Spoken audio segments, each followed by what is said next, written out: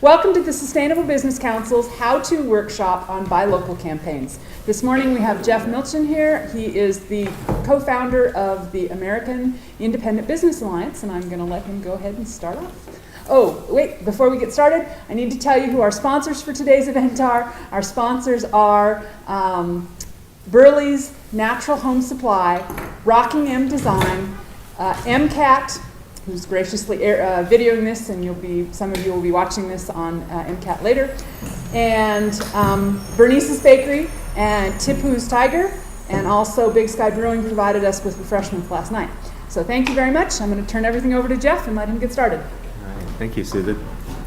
If we could start off just going a quick go-around, maybe identifying who you are, whether you're with a particular business or organization, what you want to get out of our discussion this morning, and for those of you who attended last night, whether that raised any particular ideas, questions that you want to address during the discussion today. So would you like to start us off? Sure. I'm Jeanette Williams, and I'm a broker with Portico Real Estate here in Missoula. I've lived in Montana for 35 years, and it's really exciting to think about this Buy Local campaign reaching the masses. So I was very inspired by your talk last night, and that's why I'm here today. My name is Pete Talbot. I'm a board member on SBC. My background is film and video production, but more recently marketing in general. And I'm here to get some nuts and bolts on how to market a Buy Local campaign, because I think it's going to be something that's going to help put Sustainable Business Council on the map here in Missoula. Hi, I'm Lisa Swallow. I'm a professor. I teach between environmental studies on the main campus and the College of Technology Business Tech Department, and I'm a board member. And I am particularly interested today in learning how to package our messaging and how to craft a budget to help us get there. I'm Mike Custodia. I'm I guess a freelance nonprofiteer. I do communications work for different nonprofit groups. I enjoyed the talk last night, and like Pete, I'm really interested in kind of the nuts and bolts. How do we get after this and do it? I'm Ryan Schaefer. I'm an attorney. I'm also an SVC board member. And I'm really interested in, I wasn't here last night, but I'm here today just to kind of brainstorm and learn the nuts and bolts on how to get a Buy Local campaign from ground zero to moving in a positive direction. It's one of the big reasons I decided to join this organization, is the Buy Local campaign. So. Great. And I'm Kevin Dorr. I'm a psychologist here in Missoula. And I've been interested in starting a Buy Local campaign for about 5 years here. And I was in contact with Susan a couple of years ago. She told me that the Sustainable Business Council is interested in doing it, and that's one of the reasons why I joined them. I very much enjoyed your talk last night, and like other people here, just wanting to know the nuts and bolts about how to begin this whole process. I'm Susan Anderson. I co-own a business with my husband, who actually does most of the work in the business. It's a software development company. And I also teach part-time for the university, both in the School of Business and also the College of Technology's Energy Tech program. And I'm the board chair, so I need to figure out how to coordinate all these folks that are going to do all this wonderful work so we actually get a campaign done. All right. Well, great. Sounds like a good variety of experience, and glad to see you all here today. Why don't we start off, I just gave one handout here just to have something common amongst you that you may be able to go back, after this meeting and say, okay, well, what are our thoughts on points A, B, C, and D, and have one sheet of paper that you can pull out for this. This obviously, isn't to provide a bulk of information. I mentioned, just want to mention a few of the resources that we provide for you with the Sustainable Business Council being an affiliate of the American Independent Business Alliance, what we offer. First off, passed off to Susan last night, some startup materials that include 300 of these window decals or for checkout counters, what have you, simply saying thank you for choosing our independent local business. And for anyone who didn't pick one up last night, I'll just have a few that can pass around. The bumper stickers, putting out a similar message, put your money where your house is. For those of you who actually didn't make it last night, is that just, Ryan can give you that to take a quick look at, give some examples of some of the marketing materials that were presented in the slideshow last night. A brief manual that covers broader operations of running an independent business alliance, but certainly has useful information on buy local campaigns. We also have a member resources section of our website, and anyone who's actively involved in the steering committee, is welcome. You're welcome to share that access to the member section of our website. We are available at any time for consultation by email, by phone. If we don't have answers for you for a particular issue you're facing, hopefully we can match you up with one of our other affiliates that is in a similar scenario, has dealt with organizing a similar campaign or what have you. So please take advantage of us both directly and as a link to the other alliances around the country. Some of you also know, I think I mentioned last night, we're having our first national gathering of Independent Business Alliance organizers in Austin in November. So, of course, it would be great if one or more folks from Missoula were able to join us down there. We are a national nonprofit organization. Our role is to serve the startup and ongoing success of local organizations that are carrying out by local campaigns and broader work to support independent businesses. Just so you know, Jennifer Rockney is our director, also based in Bozeman. My title is Outreach Director.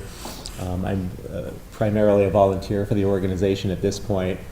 We're in a very similar situation to many of our affiliates. We're still very much in a startup phase in a sense. We've yet to procure any outside support, so at this point the organization is supported entirely by fees from affiliates for community presentations and for membership. We hope in the near future, with a track record of success that's been built by community organizing around the country, that we'll be attracting some foundation support, be able to expand and start doing more in terms of program development.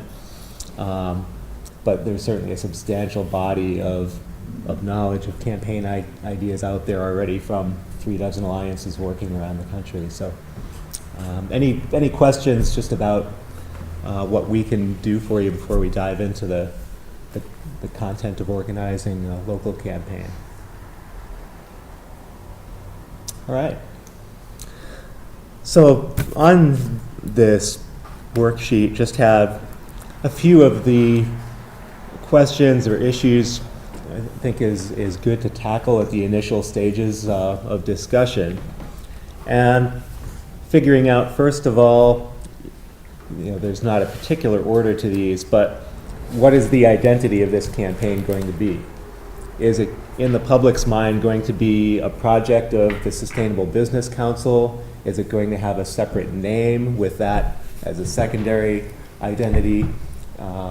So that's something, it's really just a question to toss out there to get folks started in considering, the pros and cons of different ways you may want to present this campaign.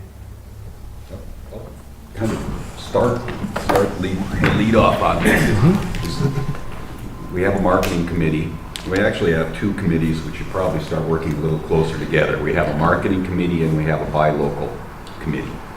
And I think that we'll start working closer together as we start laying out what we want to see done in the buy local campaign. But what we've talked about a lot in the marketing committee is branding. We have not done that successfully to date with the SBC. There's still a lot of folks out there that don't know who we are or what we do or what our existence is all about. So I'd like to use, some basic marketing tools to start getting the word out, so that when they see a logo, they know who it belongs to, what it ties into, and what it's about. And that's one of the things marketing has been working on, is kind of rebranding the SBC so that it's a household name. Mm-hmm. Is there any kind of logo presently for SBC as a whole? Yes.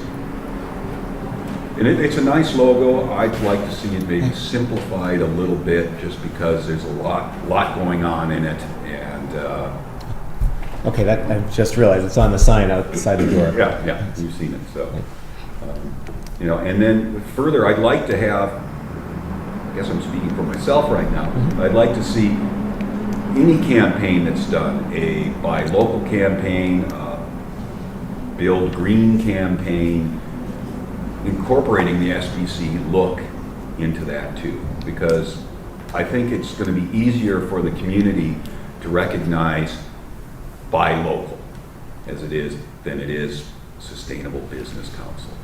So I'd like to kind of use the buy local. It's simple, it's straightforward, it's easily understandable. Sustainable still is kind of a tricky word, It means a lot of different things to a lot of different people, where I think the buy local is pretty straightforward. So I'd like to use buy local campaign to help springboard SBC out there to folks do. I sent this to the marketing committee. I don't know if everybody got this, but the note on community-based social marketing, which in our strategic plan we had chosen to incorporate in all of our marketing materials. The idea there is to get people to commit to being something.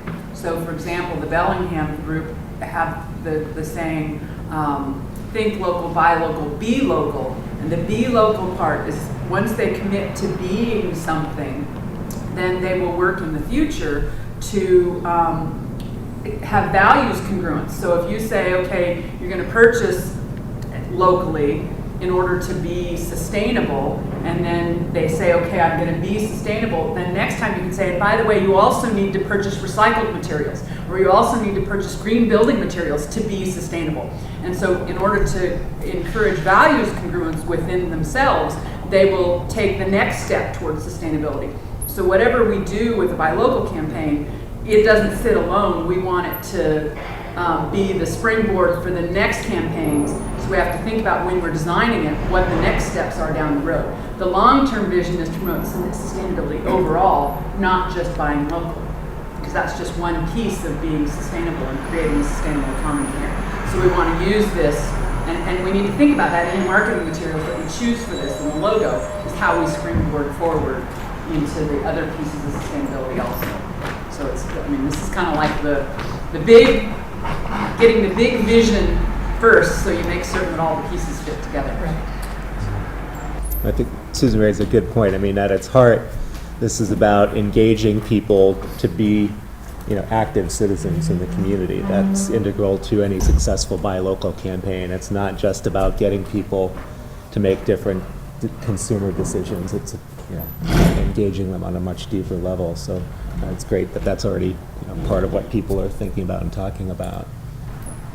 The thing I would add to that is that when you're trying to reach a target audience, if you say buy green, let's say you're pitching to 100 people in this community, that there's going to be a certain percentage of people that are going to be turned off just because you say buy green. Whereas if you say buy local, you're going to capture maybe all 100 people. So I think we have to be really careful about what metaphors and themes and images we're throwing out there. Right. I think one of the things that I'm on the local committee that we seem to have a little bit of problem really wrapping our brains around was this group that we looked at last year from Bellingham Sustainable Connections, they had a different organizational logo from their campaign logos, and they had a series of campaigns: Buy Local, Buy Green Power, Green Building, Sustainable Ag, so on and so forth. And I'm just not a marketing person, how that all ties in. Do we need the SBC tagline replicated and everything? So I guess I'm really interested in how that works, to have some sort of continuity between our organizational logo and jingle, so to speak, and rolling out our first campaign. And then, like you said, thinking broader, I mean, down the road, how do we incorporate all these other potential campaigns we maybe haven't even envisioned yet? Right. I was just going to ask if it's okay to pull this sign in. Could we have that so we can all be seeing the logo? No, I was just going to kind of echo what these two have said, but just, the Buy Local campaign is something that's good in its own, it's got its intrinsic good, right? But it's also got an instrumental value to SBC because we're trying to grow the organization and raise the visibility. And so whatever logos we come up with or whatever kind of outreach materials, it's going to be really important that we have that good SBC logo there so that they know where this is coming from. Right. The Sustainable Connections work that's been done, I mean, they've done great work, but if you look at their Buy Local stuff, it doesn't really say Sustainable Connections. And I don't know, Michelle maybe even talked about that some. One of the things she said at one point in time was that Sustainable Connections name ended up not working very well for them because it didn't have the word business in it. It didn't project anything about where they wanted to go. And so that's kind of why they chose something completely separate. Our logo, and actually the Missoula area part can go away pretty quickly, but our logo was designed to have all three pieces of sustainability in it. So you see the natural environment in the mountains and the river, you see the economy in the buildings, and you see the social part in the people that you see on the other face of the mountain. So that was why it was designed the way it was initially, was to talk about or represent sustainability in the logo. And it does mean that there's, with the three components, there's a lot of stuff going on in there. Maybe we get into this a little later, so cut me off. But the other thing we've been having discussions about is what order to do things. Do we do our logo first and get all our materials together, then go out and approach businesses? Do we start approaching businesses now before we have all the materials together just to get them on board, or to start talking to them? What stages should we go through? What's the most successful way to lay out the campaign so that we've got the momentum going to make it work? Right. All right. Well, what are, folks have raised this concern about, the name and logo. Do you need to have something distinct? Should it be Sustainable Business Council as a whole? Let's hear some more about what people think about that. I think the name recognition, or the lack thereof at this point, is perhaps a limiting factor on our ability to raise money and do other things that we want to be successful at. It sounds like my experience with the organization is limited, but it sounds like that's a real concern. And having the Sustainable Business Council affiliated with the Buy Local campaign in the logo certainly be a good way to address that problem. Sustainable Connections didn't do it, but I don't think that means that we can't do it. Mm-hmm. Yeah. Well, I think the fact that they didn't do it is a good teaching model for us to do it. And I think we're also at a place where, what comes first is redesigning this. We've dropped, via our name, we've dropped the Missoula area. So this logo really no longer works. We're not, Missoula area has been dropped. We're just Sustainable Business Council. So, whether we make a big deal about our logo at this time, or we could just drop that. But each campaign that we have is almost in the corner, or the tagline, brought to you by. Many people buy products and they don't know who it's brought by, but if it keeps out there, they might get it after a while, that we just keep it on there and everything.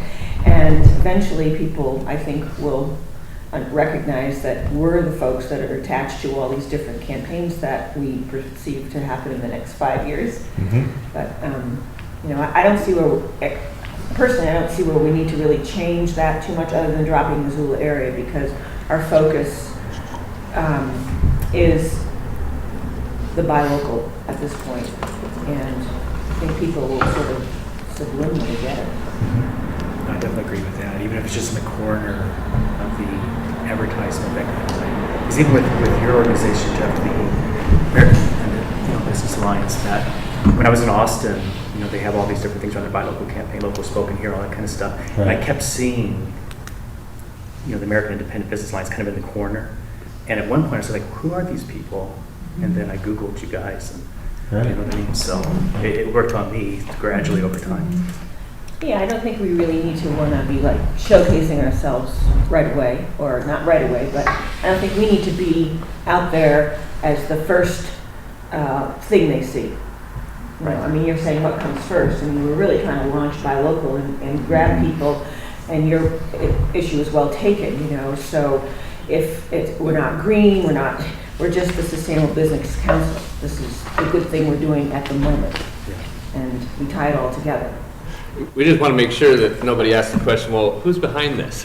You know, so they don't think, oh, it must be the Downtown Association, or maybe it's a chamber, or, you know, so just so we've got we're there, you know. Yeah, we're there. I guess one question for me is whether or not you can use some variation of this in your Buy Local logo. So in other words, take all the words off and maybe have it say Buy Local, Be Local, or whatever we decide, Buy Local, Be Sustainable, you know, around the edge or across the front of it, or, I mean, would this logo work to use expansively? So, I mean, again, you'll still have the SBC, you know, presented by SBC someplace, but visually it'll be a better connection if the picture is always, the visual picture is always the same or similar.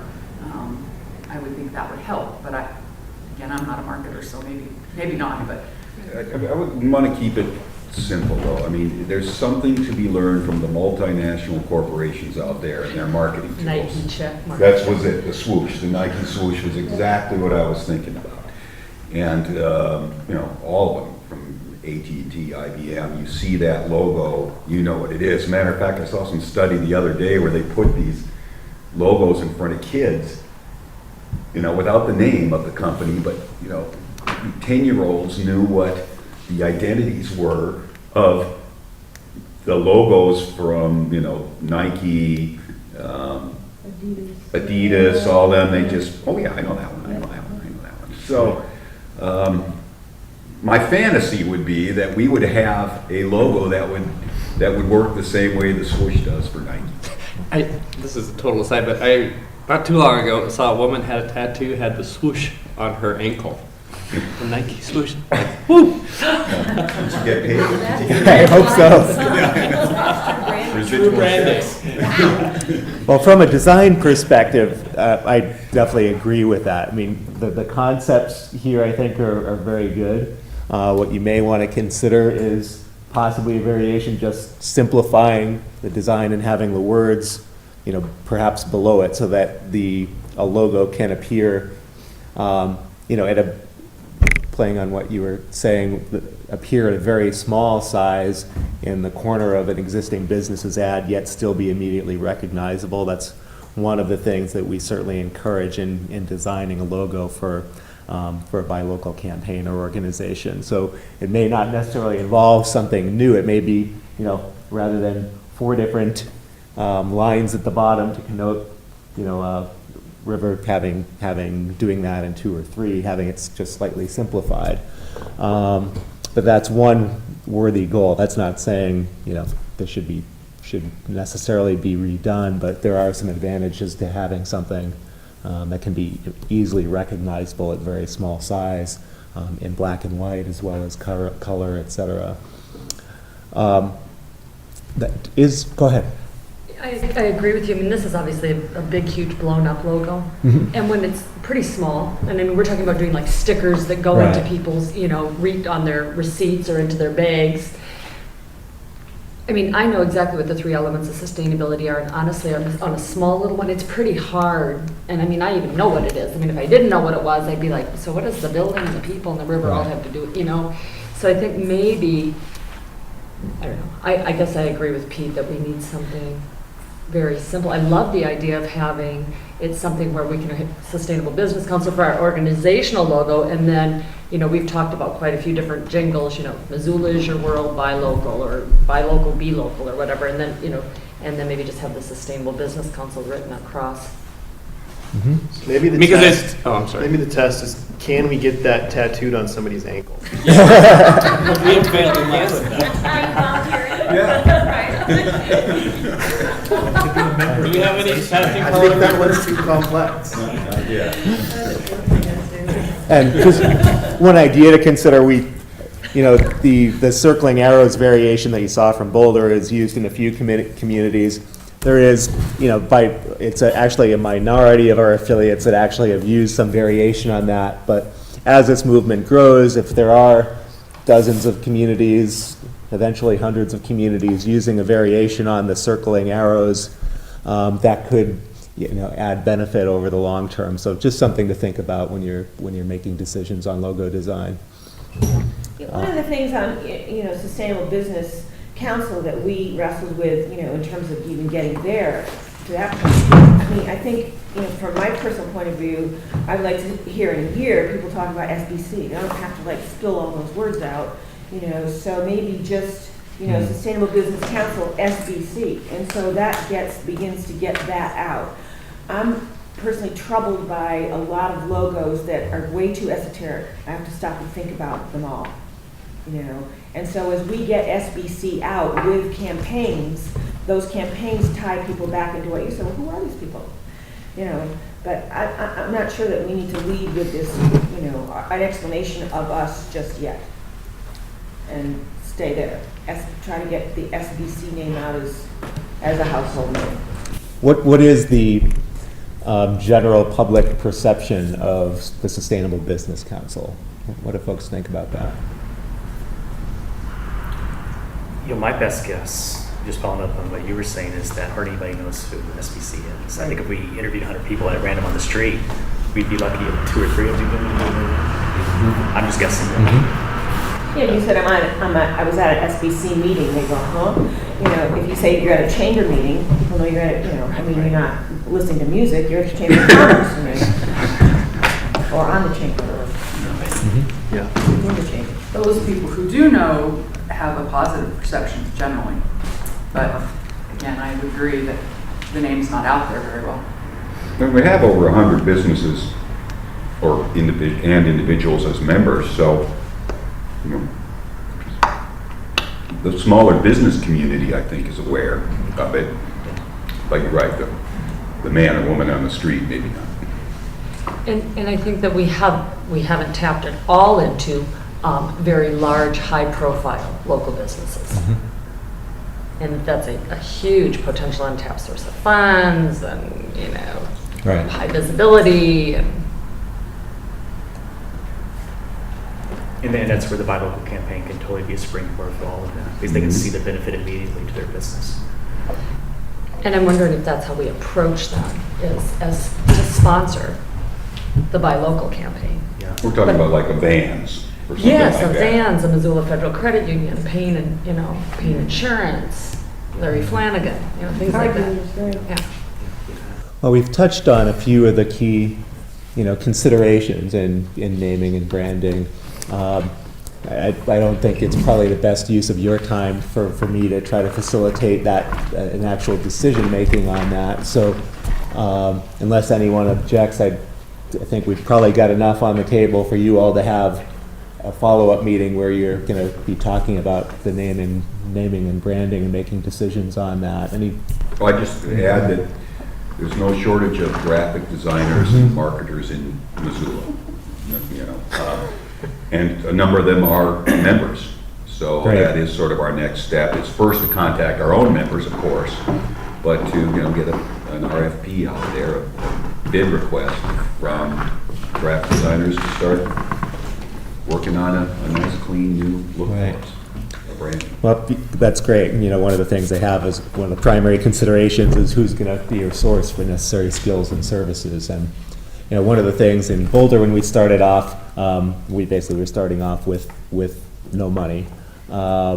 So one of the very first things we did was figure out, how are we going to recruit graphic designer and accountant and offset printer and copy shop, and basically decided to set up a sustaining membership level for those folks for a $2,000 contribution, whether that was cash or in-kind services. They would get a banner ad on the website and the business card size ad in the directory that we published after 8 months into our organizing and so forth. So Certainly something to think about is what kind of benefits might you be able to offer to entice some businesses to provide the services necessary to get you off the ground without necessarily raising cash, which obviously can be harder to do in many cases than getting in-kind contributions.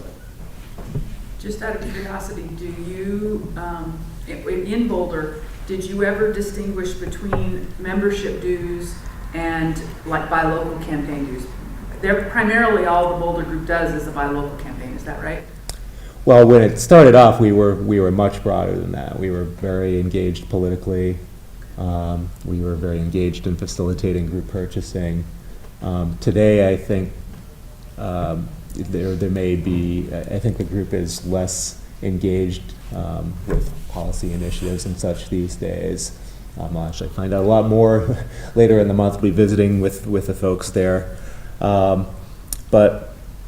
We started off really engaging actively in all three of the realms that I talked about last night, and that certainly we encourage folks to think broadly, even if you're deciding to start off with a buy local campaign, really having awareness of what some of the things you may want to explore in policy arenas of working directly with businesses. So I guess my question is, is there a difference between sponsoring the Buy Local campaign and sponsoring the organization? Because our organizational membership, we just increased our sponsoring level of membership quite a bit, but it's still not up to the numbers you're talking about. It's still going to be 500 this year and 750 next year. And I know other organizations that do this sometimes do, so the Buy Local campaign has a separate set of sponsors. And I guess we did not have that separated. Whether that's it was joining the Boulder Independent Business Alliance was, the thing businesses were asked to do. The membership dues was a sliding scale from $200 to $600 for most businesses, and then the $2,000 voluntary sustaining level were the membership levels we used. That was 10 years ago, but I think, given that there's, that's probably about the range you'd want to be looking at today in Missoula would be my general inclination. But so then where did the 2,000 come from? Because that's what I'm kind of playing with in my mind. What do we go out and ask Missoula Federal Credit Union for? $1,000, $2,000, $5,000? Do you have different levels of?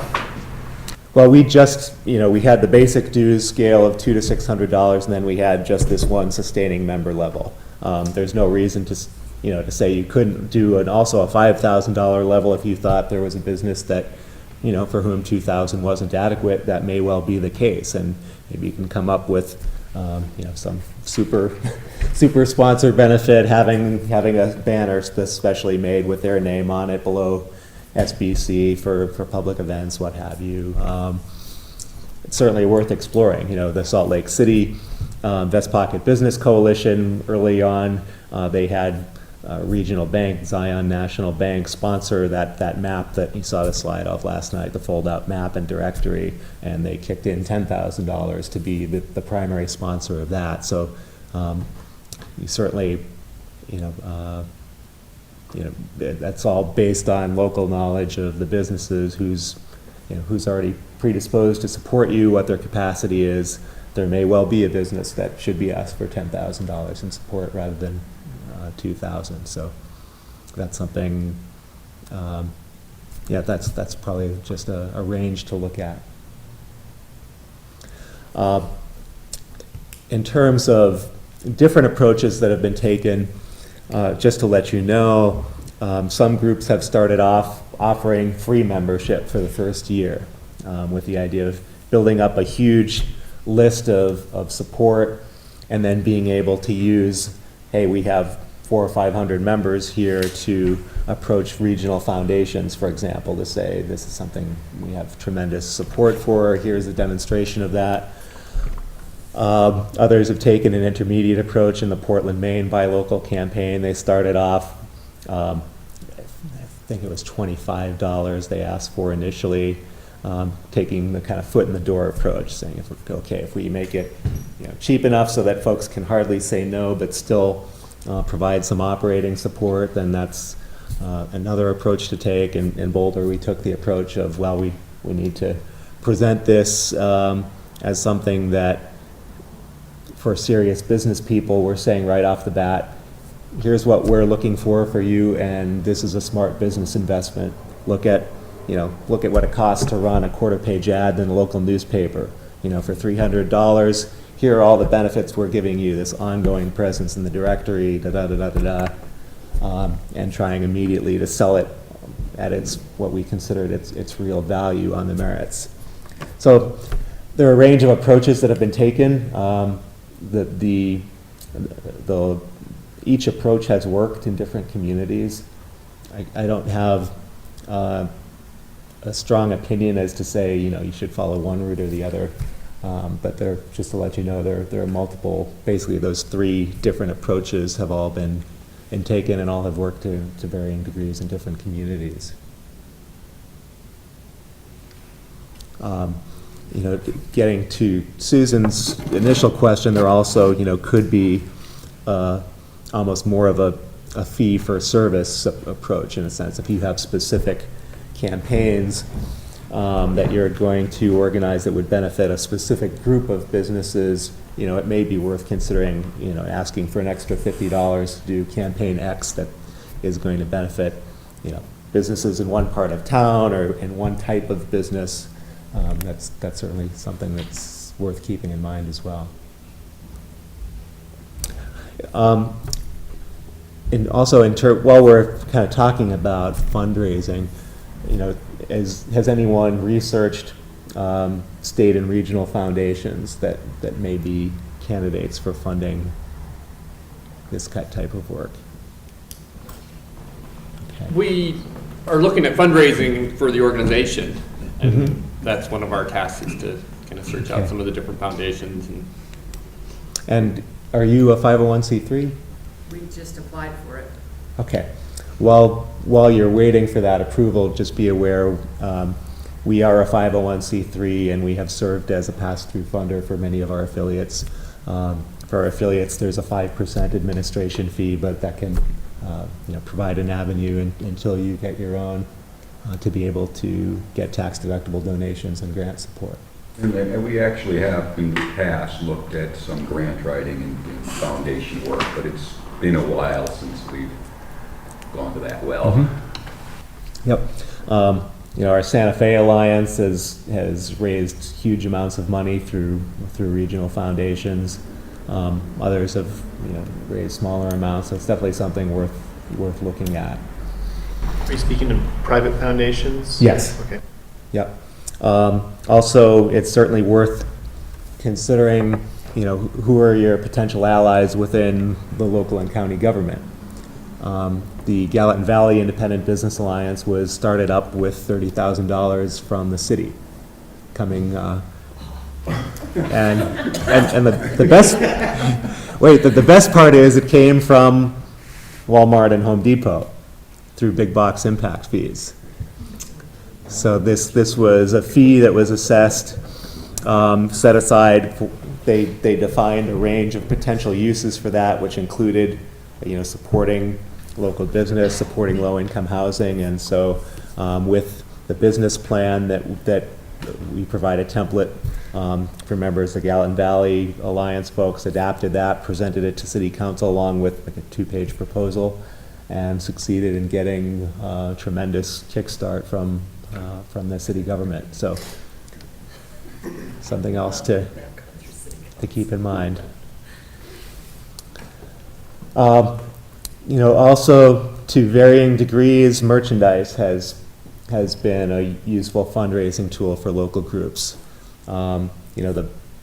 The window decals and storefront decals, we certainly encourage folks to just give to businesses to start getting the message out there broadly. But the bumper stickers are something that have been sold to raise funds. Then, of course, local groups have produced their own stickers, their own tote bags, T-shirts, something, you may already have explored some of these options, but certainly to the degree that you can diversify your range of funding, looking at municipal sources, foundation sources, member dues, merchandise, the broader your base of fundraising, the better in general. it's obviously that's a pretty general concept that most of you are already familiar with, but worth keeping in mind just the range of potential revenue streams that are out there before making a decision to focus on a particular one or two. I know when I was in Austin 2 weeks ago, you had the Keep Austin Weird t-shirt. Right. There were They've done hundreds and very hundreds well of with them that. all around town. So it's a real popular t-shirt to wear. Yeah. Yeah, that's done very well in Boulder as well. In Portland, they've done very well with the tote bag and t-shirt sales. There's definitely a variety of means out there. Also, in Boulder, when we facilitated things like the bookmarks and the coffee cups, we provided that strictly as a member benefit. But certainly there are some things like that we considered at one point doing permanent mugs, for example, that could have been sold, through those participating businesses and been a product line for them, but also could have been money makers for the organization as well. It's another possibility. So we were talking about a business owner's kit, so to speak, and talking about the little retail stickers that you put in the sack that says thanks for buying local, and the decals and posters and buttons and all this. Right. So did I hear you correctly last night when you suggested that maybe you could take that out to all local business owners, even the ones that don't belong to the network, and then go back and revisit them in a couple months for membership? Well, our approach in Boulder was, first of all, I hardly knew any business owners in the community. I was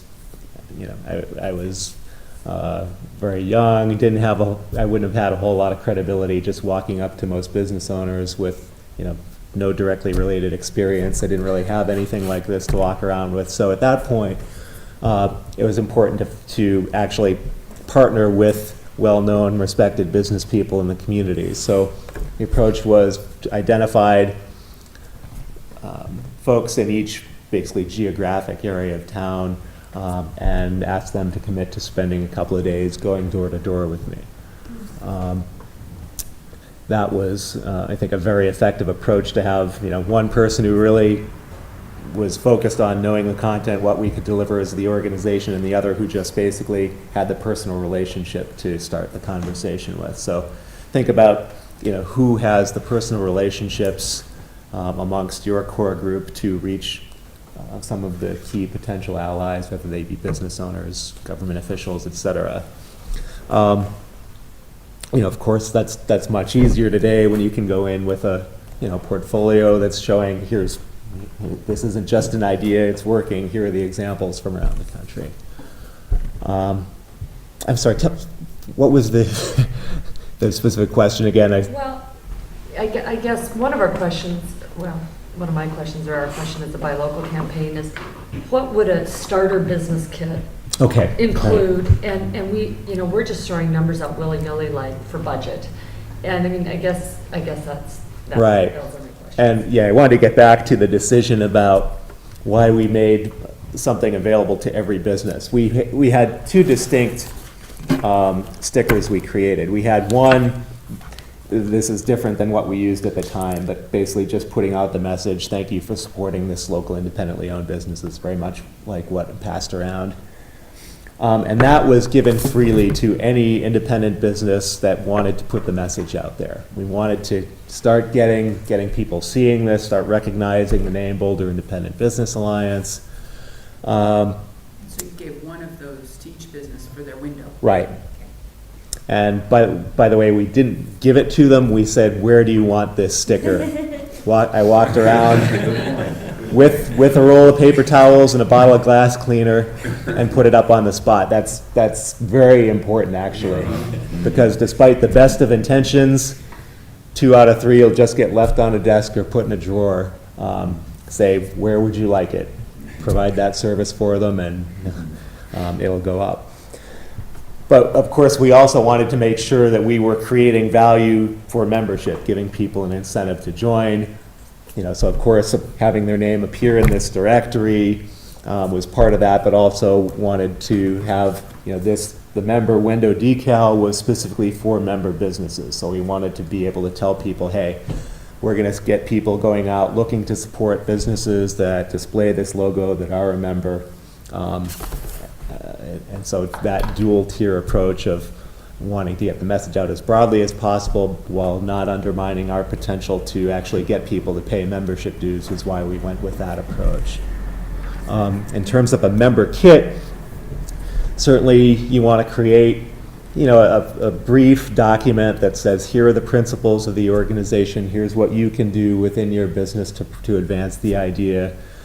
Give them a floppy disk or what have you, I'm dating myself, a CD or what have you with a logo and all the different sizes and configurations you might want to use it. Also have it with the Missoulian, the Missoula Independent, and so they all have the logo in their graphic designer's computer, and they know how you want to see it used, and develop partnerships with those newspapers. For example, in Boulder we had regular double-page spreads in the Boulder Weekly and the Colorado Daily, the campus newspaper featuring our member businesses. We didn't have to do a thing. We just worked out a deal where our members would get a bulk advertising rate. We'd get the Boulder Independent Business Alliance name and logo, and the newspaper would have access to our membership list and be able to use that as a sales device to increase their advertising. So it's another piece of kind of information to get folks started with. I think you actually mentioned shopping bag inserts along with the window decals that are already made for you. That's one that's super easy and inexpensive to do. You can print up 10 of them on an 8.5 by 11 piece of paper, print them off, chop them up, and for a fraction of a penny, you can start getting these distributed at member businesses with, for example, maybe 5 or 6 different bullet points about the benefits of doing business locally, and on the back of our business cards are kind of ready-made bullets like that could be used. Getting the SBC name and logo out on a little slip of paper. There are a lot of easy first steps that don't involve significant commitments of time or money that can just start the ball rolling and creating that awareness. So in terms of information for business owners on that sheet, also just basic information to convey to employees so that it's not just a business owner saying, yeah, I'll join this group and I'll put the sticker in the window. There needs to be employee education as part of that as well to be effective, so that they're buying into the concept. They can be a voice for it. They can answer questions if people ask, hey, what's this SBC all about? Hopefully member businesses will be able to have their employees answer that as well as the owners. And to the greatest degree possible, try to engage the members in a deeper level of education so that they can start becoming real advocates for the cause. Getting them signed up, for example, for the Hometown Advantage Bulletin email newsletter produced by the New Rules Project. It comes out every month or two, just has a handful of articles that goes a long way toward keeping them on the path of getting them more engaged, more educated. Trying to, as I mentioned last night, perhaps buy a couple of cases of the big box swindle to be able to distribute to your members either free as part of a membership benefit or at cost. The more people you can get becoming experts themselves, obviously the more potential there is to spread that awareness throughout the community. So those are a handful of things that suggest in getting your members dialed in with at the beginning. And then you talked about last night about the tote bags. Is that something that you're trying to use to generate funds? I mean, is that merchandise that we're selling? 'Cause that seems to Dual make purpose sense. of marketing and to a lesser degree fundraising. I don't think they're seeing those tote bags playing a major role in funding the organization, but it's raising some money, I believe, while serving as a very visible marketing tool. I mean, generally, that was It's obviously valuable. Yeah. Generally, message apparel is just that. Right. And so you spend $1,000 to create tote bags to get them out there. And if you're selling at a cost, you recapture that money and you get to do it over and over again. Right. And that's walking around. So in my mind, because I had a company that involved that on a national YMCA level, that we always said, don't even charge a dime profit. Just get it out there as marketing. It's better than radio ads, better than TV ads. The people are walking you're talking and walking your message. Right. And in our case, we can actually tie it in with other messages we want, like take your shopping bag with you to the grocery store, Yes. and this can be organic materials that we use inside of it, and so we can pull in other messages real subtly without, I mean, we don't have to have a blare out there, but we can pull in other parts of sustainability as we're doing it too. So, I mean, it's got some advantages that way. Right. And So- then, oh, I'm sorry, go ahead. When you were originally, you were going door to door to businesses, and Right. you had somebody you recognized in the community, and you had a sticker, or did you have any sort of outreach materials, or what? I guess one question is, what did you have with you to show the businesses, and then the other question is, what was like your key messages Mhm. that you were putting across to those business owners? Well, initially, there really wasn't much of anything. You know, there was a piece of paper, we designed the logo right off the bat and had a printout of the logo. But there wasn't a whole lot to show people initially for the first, basically 8 months until we got a critical mass of membership to be able to print some stickers, print our first set of directories and so forth. So the message was, we are going to create a level of support for patronizing independent local businesses that is not presently in the community. We're going to, through this brand, let people know these are the businesses that they can go to, knowing that they're supporting independent local businesses that are committed to the community.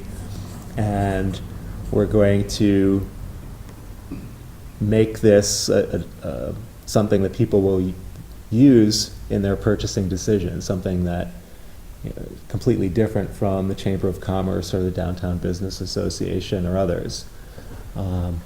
People don't go out and seek, well, I want to make sure I buy my book from a Chamber of Commerce member, right? That doesn't happen. But we say, so this is providing something very different. We're going to be specifically geared toward marketing your business and others like you. We're going to do it in a way that is going to make people in the community care, connect them to your business. And it was for some businesses it was an easy sell. The ideologues say, yeah, right on, I want to support this, I want to go kick ass and be part of this cause. For others, it was a bottom line business decision and had to really say, well, here's why we're confident this is going to work. Here's the business plan that we've developed, and had a 20-page business plan to present them. Campaign. Yeah. So even though there wasn't the marketing material developed yet, we at least had a document that said, hey, this is a serious group. It's not just some wingnut with an idea who's just running around thinking that he can change the culture of business in the community. Maybe I'm naive, but you asked earlier, to identify who our allies are, and Mhm. taking this in baby steps. I mean, I don't see that, what we're trying to do is too much different than the Chamber of Commerce or the Missoula Downtown Association. If you took some members of the Downtown Association, you geographically said, let's just take our message with someone there and go through the downtown businesses with this message. I mean, we want to help promote you staying here.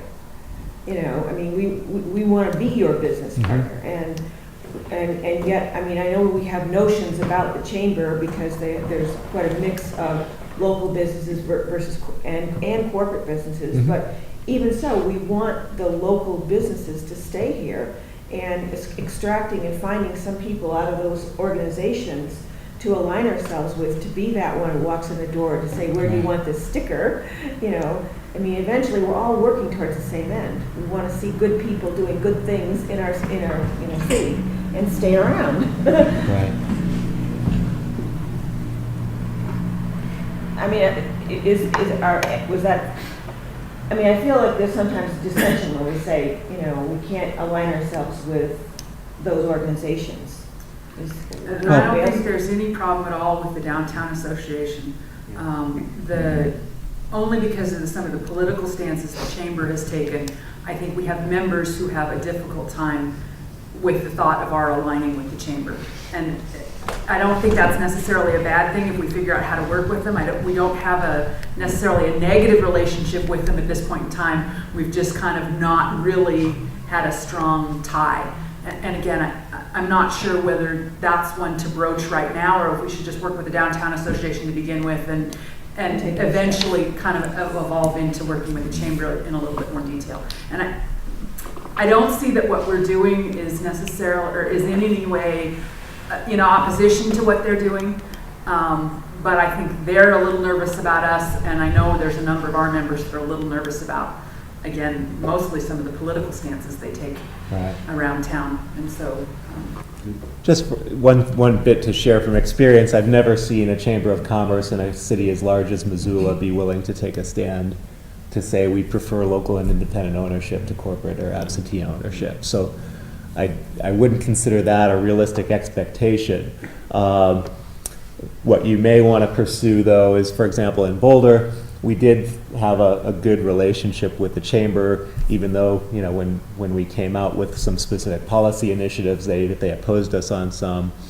Was worked out a deal for our members to be able to attend skills-oriented workshops that they put on at a discounted rate, so that we could say, well, we're not going to encroach on your turf here by doing overlapping workshops. We'll encourage folks to come to you for that and stay focused on what we're going to do best. So just communicating with them, maybe having a clear understanding of here's what we're about, here's what we're going to do, what are your concerns. We've seen in general very, very healthy relationships with local chambers and downtown organizations, despite, you're naturally going to face some resistance initially because everyone feels like, oh, well, this is going to encroach on some of our turf.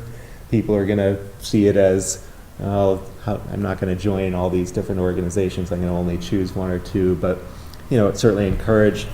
Smart business owners are going to weigh each on its own merits, just like you weigh advertising in the Missoulian and the Independent and whatever other publications are around on its own merits. You're not going to say, well, I'm only going to do one. If 5 different publications are each delivering business for you, you're going to keep advertising in 5 different publications. And that's the way it should be presented, I think, with the organizational membership as well.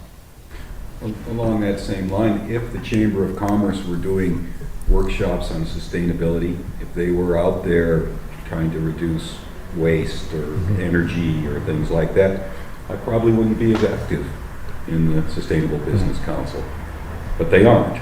So until that day and time comes, I'm going to be active in this group because they're advancing things that I think are important to me and to the business community too.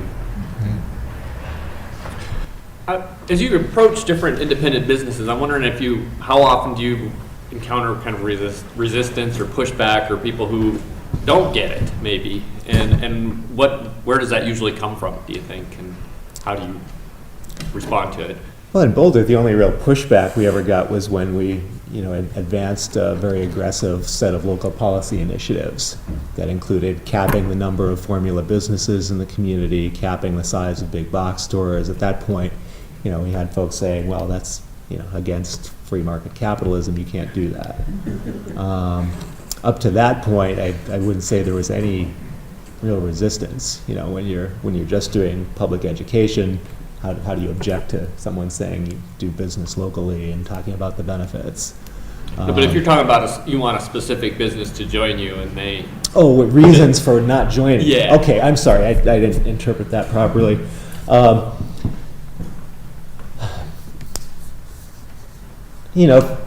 For some, they'd say it was a matter of matter of money, but that was relatively small portion, you know, very small startups perhaps. One thing we did to make it easier, if there was a very small business or one just starting up, we would allow them to do portion of their membership in kind. So rather than $300 cash, we'd say, okay, you can do $150 cash and contribute three $50 gift certificates that we'll use at a fundraiser for local nonprofits or what have you. We would give away to someone who made a special contribution to the cause, what have you. So that was a good way of making it easy for folks for whom it genuinely was an economic issue, while you know, broadening our base of support in the community, building relationships.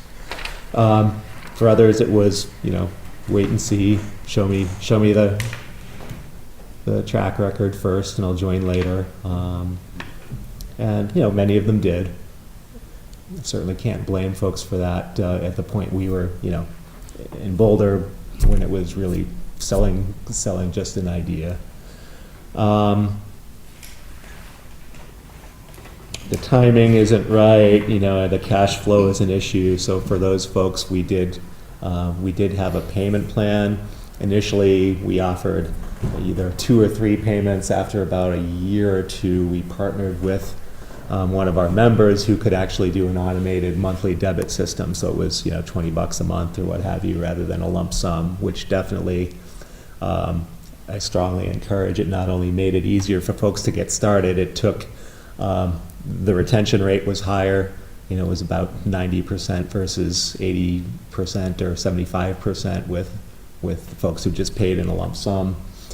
And obviously just made it, took the work out of our hands. We didn't have to send out, you know, 3 mailings and make follow-up calls. It was basically up to them to say, you know, cut off my membership, which is obviously a whole lot easier than having to say, time to send a renewal check.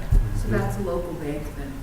It was not a local bank, it was a local business that specialized in that kind of monthly debit program. I can't remember the name of the business off the top of my head. And I suspect by now there are probably businesses doing that in just about any community of your size. I was going to say, I would ask the banks, and I wasn't getting a positive response from them as to whether or not we could do that, so I'm just curious. Yeah, Oh, really? we certainly can do it. It may take some work to find out who's got that The banks expertise. can't do that. They always send you to another entity, somebody outside. Same with credit cards. Most of the banks don't do their own credit cards either. Oh, it's a big contract. No. You know, we've got some advantage in that we do have 100 members, 100 plus members already. And as we were working on our elevator app, you know, which we call, you know, it's another marketing tool. We've been trying to come up with something, you know, paragraph long that members can say when asked what the Sustainable Business Council is. We're still kind of tweaking it, but one of the, you know, the final line is, and here are some of the great local businesses that are already involved with us. And we've got a number, so I mean, in some respects, it's going to be should be a little easier sell than you had going out in Boulder. So Sure. And then Jeff, when you go into a business and you're pitching this, what would you say are the top 2 drivers, you know, when you're just giving them a message in terms of motivating people to sign on? Well, the most fundamental message for me was we're going to get people to care enough about this that they're going to seek out your business based on being a member of the Boulder Independent Business Alliance.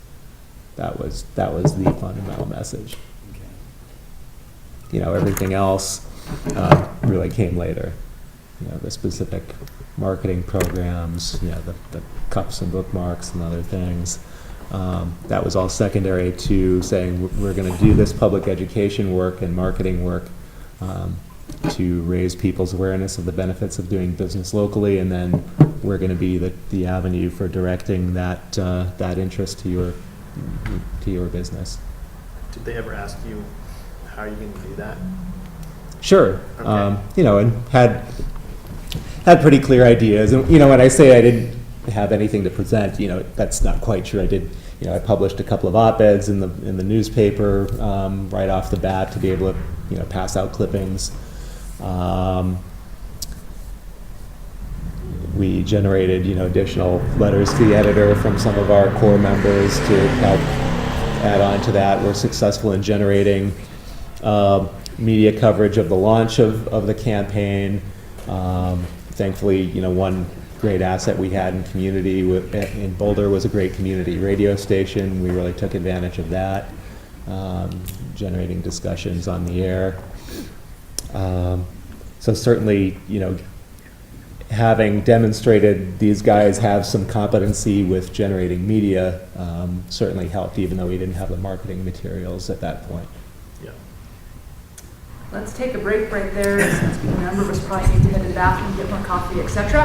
We'll be back in about 10 minutes. Welcome back, everybody.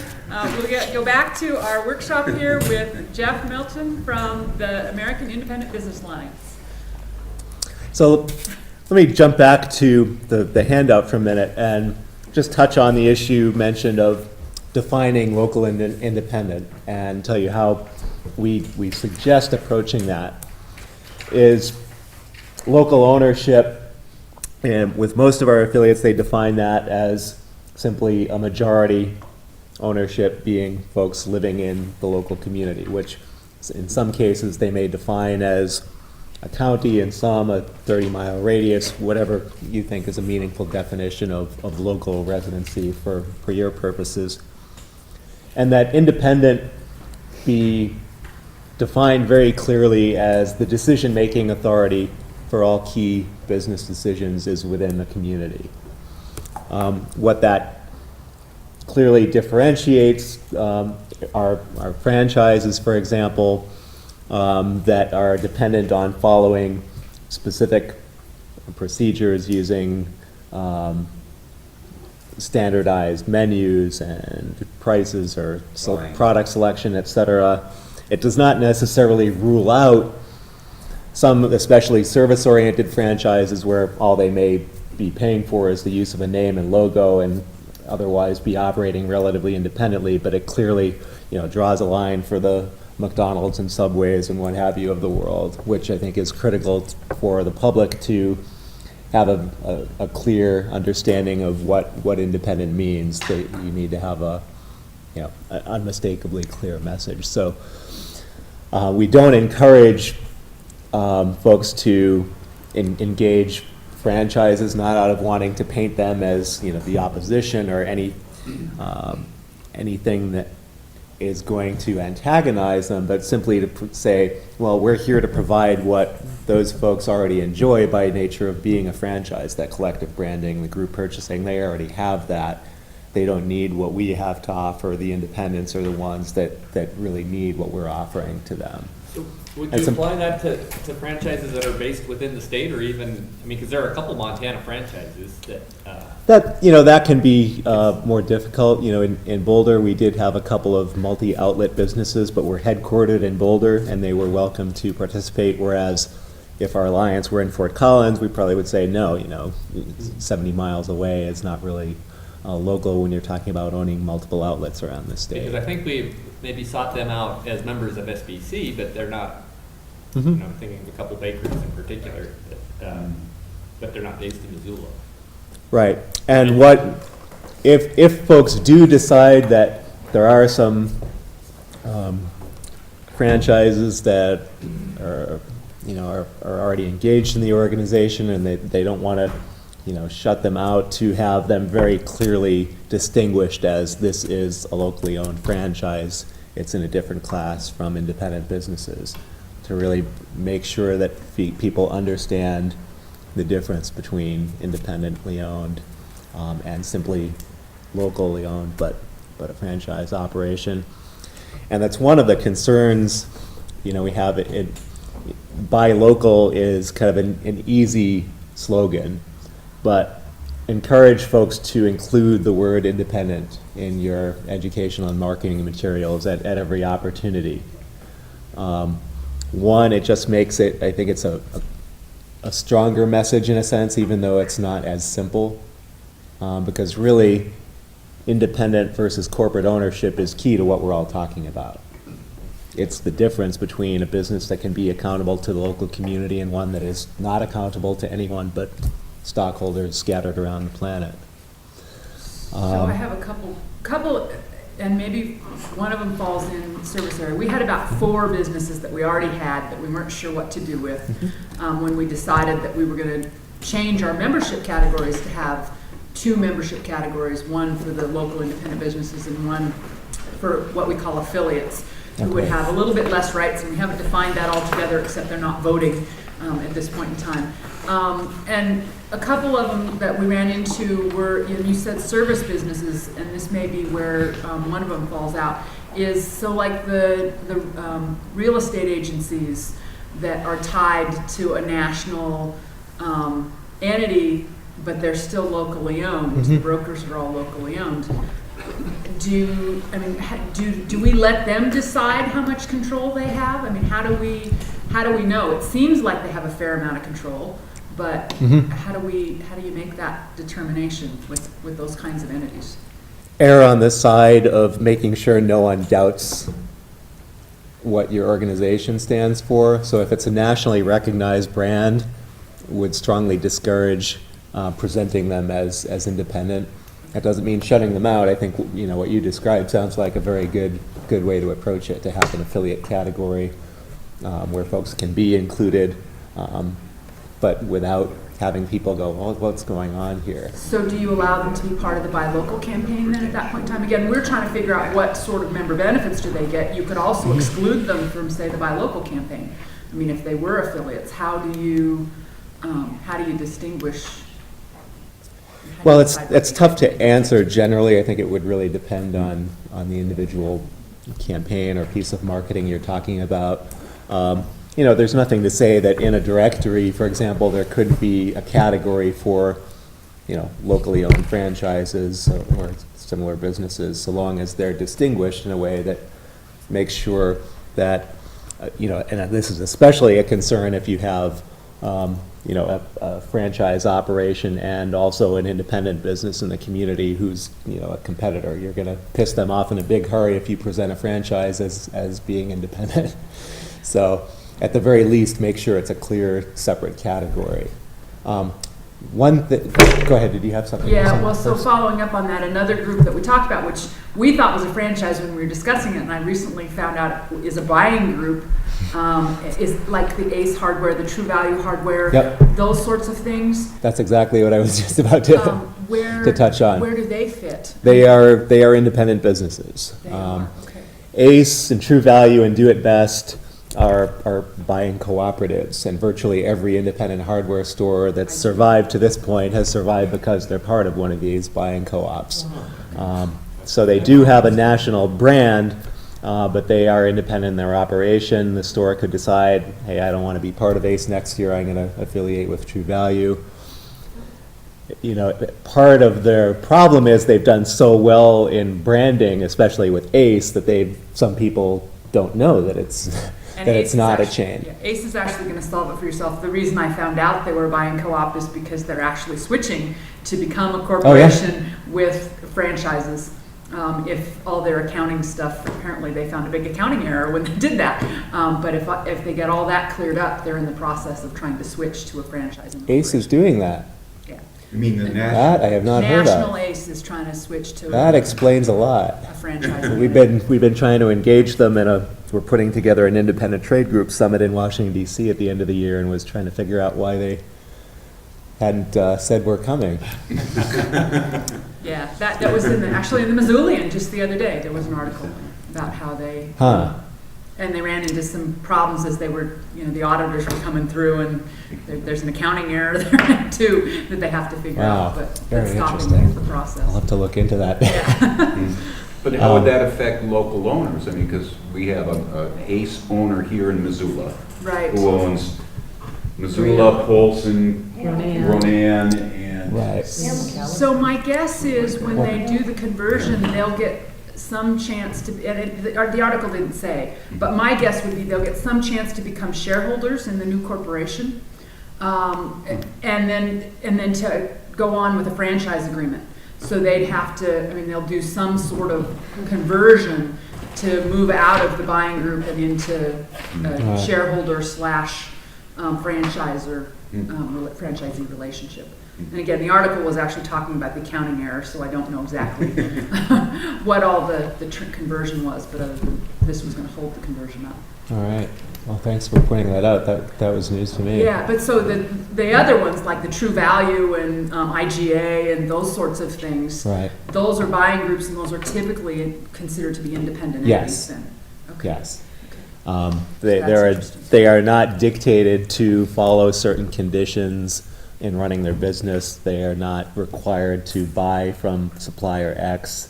They're not required to, have a specific selection of products and services. So that is, it's unfortunate in a sense that creates some difficulty in some people's understanding, but since hardware stores certainly are key businesses in many communities to engage in these efforts, it's probably one worth tackling and letting people know about those distinctions, and working with those business owners to say, hey, it's in your best interest to let people know that you are independent and different from a chain, because as we're doing this campaign, and it's been pretty easy in our experience to engage them and say, yeah, we'd love to work with you on that. Stepping back to your realtors piece though, we haven't had like Lambro/ERA come to us as a group entity, but we had individual members, and we have individual members from people like Prudential, which is also a franchise. So We actually have Prudential also. Prudential, one of the two Prudentials in Missoula, the overarching entity, as well as individual realtors are members. So, there may be have to be some more discussion based on that, and how you deal with individuals who are self-contractors but are still tied to a franchise. See, and I think that's one of the issues we keep coming back to, because we're not just buy local oriented, we're also trying to help all businesses become more sustainable. Right. And we've had endless discussions about, what if Walmart wanted to join? And I'm just, again, throwing out the easy target, like you said last night. They'll probably try it the way they're Well, approaching their because- and PR they do, these days. And they've got a sustainable representative now in Missoula that's trying to green the local store, and so we've got this well, can they give money but not vote and not be an affiliate, and so it's kind of a convoluted issue, I think. Well, we have tackled that in other alliances, where if there is, for example, a business that I think actually in Salt Lake, Zion Bank was based there but had multiple branches around the state. They wanted to support the work of the Vest Pocket Business Coalition. Early up, this was within a few months of their startup, they started exploring this partnership. They recognized the value for them, and that many of the bank's customers were independent businesses in the community. So they created this classification for them where they would certainly be promoting the bank, but were making clear that this was an affiliate rather than an independent local member, and all of the alliances have clear guidelines about voting versus non-voting members, and reserving voting membership, the board of directors, for independent businesses that meet the criteria of local and independent, even though there may be some ways in which they may partner with businesses that don't strictly fit that criteria.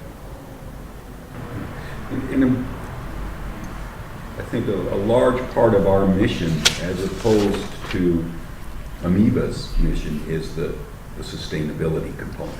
Not that I'm sure you're not interested in that too, but the reducing waste and reducing energy usage, and keeping the buy locals, both in that. But you know what I mean about trying to make businesses greener.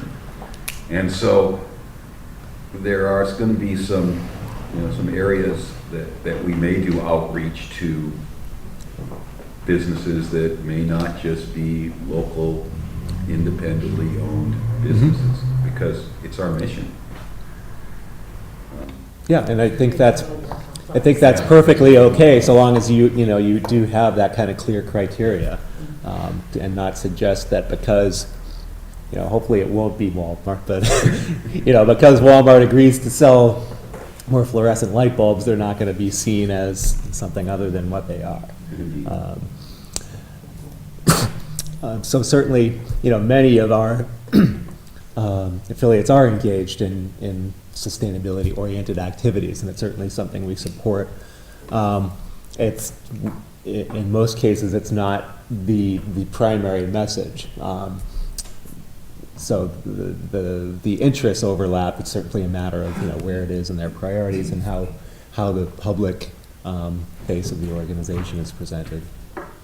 But certainly, we farm to restaurant programs. You saw the example of last night. Wind power and alternative energy programs have been part of organizing work. In fact, in Boulder, one of the first campaigns we did was a wind power initiative with member businesses. But to some degree, we deliberately downplayed that even as we were doing it to make sure that early on in our formation we were not seen as just this little group of green or left or what have you businesses, and we're presenting a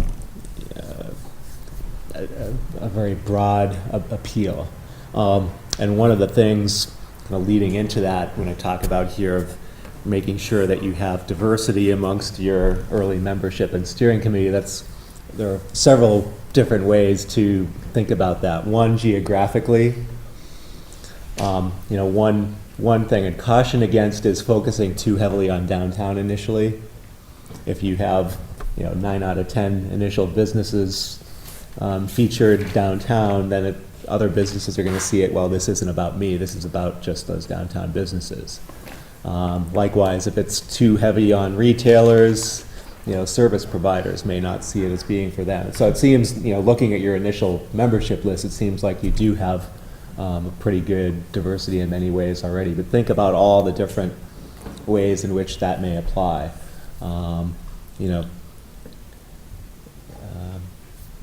Make sure that your steering committee represents the diversity of businesses that you ultimately hope to include. So anything else on that topic before, on the topic of defining local and independent? All right. Actually, I have a question, sorry. Yeah. When you said steering committee, does that just mean the committee that's kind of organizing the campaign? Is that what you're referring to? Well, I mean, that's something you all, Right. or I'm sure we'll be discussing whether or not it's going to be a separate steering committee from the board of directors as a whole, or? We've got a committee. Board committee. Okay. And then having, if you want a representation of the businesses that you want to be a part of the campaign, it seems like, which may not currently be represented on the board's committee, it seems like you'd have to go out and recruit Sure. business owners to volunteer to serve on that committee. Okay. I think we've got to do that. That's becoming clear. Yeah. Yeah. And, like in many other cases, you'll want, you certainly want to tap individuals who have real time and energy and commitment to it, but you also may want to have a couple of folks' name on there just because they're marquee names in the community and businesses that are going to attract other businesses. So, combination of factors there. All right. One of the other things to just have some initial discussion on, what's the geographic range that you're aiming to cover? Are you going to draw the lines as the city of Missoula? Or are you going to look to encompass some of the surrounding communities? Is that something that's already been discussed? I don't know that we did with regards to the buy local campaign, although I missed your last meetings. Membership is open to anybody in Montana, although our focus is still going to be in the Missoula area. Then again, I think there's kind of a distinction for us between who are members and who the buy local campaign, who will be included in that campaign, that we need to think about. Yeah. So, and clarify a little bit more. I mean, initially, I don't think there's any point in our trying to go outside, very far outside of Missoula, because I don't think we could do it effectively. But long term, where we're heading, again, because when we talk about sustainability, that doesn't have quite as much of a geographic nature to it as buy local does. What do other organizations or communities do as far as defining buy local parameters? It really is all over the map. Right. Certainly in larger communities and cities, like in Austin, they're trying to break things down and work more intently on specific neighborhood levels, just because a city of 1 million people is awfully unwieldy to work at. In other places, in Boulder, we embraced businesses from throughout Boulder County. So basically the circle around Boulder of about a 20-mile radius was our focus area rather than just the city itself. But every community is so unique in the different factors at work there that it'd be impossible to offer general recommendations. Part of it has to do with the media and whether outlying communities have their own media, whether they're dependent on Missoula's, whether they have their own retail base and other business base, or whether pretty much everyone comes into the city for their shopping. And keep in mind that, with folks in Hamilton organizing in this realm, hopefully over the next few months, that you want to figure out who's going to deliver what message where, and figure out how to synergize your efforts. It's a bit of an irony, I think, is right down the road in Hamilton, they're thinking about organizing a buy local campaign, which is probably in part because Missoula's taking a fair amount of their business today. Yep. But nevertheless, I think you'd find there was a heck of a lot to be gained. Yeah, there is some compatibility there too. Even if their goal is to get more people to stay in Hamilton rather than coming to Missoula, in most cases, the folks that are coming to Missoula to shop are probably doing it on Reserve Street. So there's probably a lot to be gained there. I mean, it seems like there's a kind of the buy local, which would be by Missoula, but then there's also the message of buy locally owned, which I think I saw a TV ad a while back. It was a tire store in Plains saying, buy local, don't go to Missoula to buy. I'm like, yes, that's right. Don't come here to buy tires if you can buy them in Plains. If you live in Plains, which is 100 miles away. But Right, and that's, again, tying into why I think incorporating independent into the messaging is important. Also because of what I mentioned last night, that we're already seeing major corporations recognizing this localization movement is growing and figuring out, well, how do we either co-opt it or prevent it from being effective? And that message of, well, buy local, shop your local Target rather than going up to the bigger city or shopping online is one that, they're doing that. They are trying to co-opt the idea of buy local. Well, and the Walmart representative, when she came to talk to the board, said that they were going to look at ways that Walmart could buy some of their product from local entities, so that Walmart would be perceived as having local product. Yeah. So, and they'll do it. It'll be 1/10% of what they sell, but they'll generate lots of media coverage for it if they pull it off. So beware, those kind of co-optation attempts are going to become more and more common as this movement grows. So can I just ask, this is sort of another topical area, and if we want to defer this for a while, that's okay, but one of the things that we talked a lot about was a kickoff event for the Buy Local campaign, and we had some interesting discussion on it. Some folks thought, a press release is fine. Some folks wanted to have a big slam bang. Some people wanted to tie it into something else, for example, the opening of our farmers market in the spring. Last night you talked about the Unchained campaign the week before Thanksgiving. That might be a potential tie-in. What are your thoughts on events, and are there other examples of communities having kickoff events, and what do they look like? And Well, certainly something more than a press release. If this is a new concept you're trying to sell, just putting out press releases isn't going to probably generate the coverage you want. So identifying some event to kind of attach yourselves to certainly can be useful. Obviously, that's part of the reason why we have these two events spread out basically 6 months apart in the year, to have a couple of distinct opportunities for communities to latch on to a national campaign that can help increase the credibility, visibility of it. So Independence Week and America Unchained are events where we provide kind of ready-made press releases and materials to help make that easy. So we'd certainly love to work with you if you decide that the timing would be good to try to do something for that America Unchained event. there are, the possibilities are almost endless for what you could do for a local kickoff event. So it'd be tough to offer Could you any. give us like 3 examples of ones that have been successful in other communities? Because we were having not so many prolific set of ideas. Yeah, certainly, having a public screening, an event like last night could be tied into a kickoff event, announcing a campaign. The tapping into the University of Montana certainly is something to explore the potential for putting together, for example, a weekend conference that talked about localization, about sustainability issues, and made it an event that could be a regional draw. That's something we did on a related topic in Boulder that worked quite well.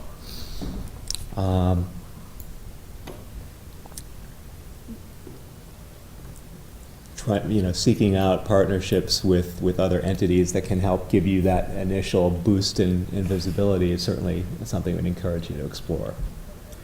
So do you ever use like, contests or something?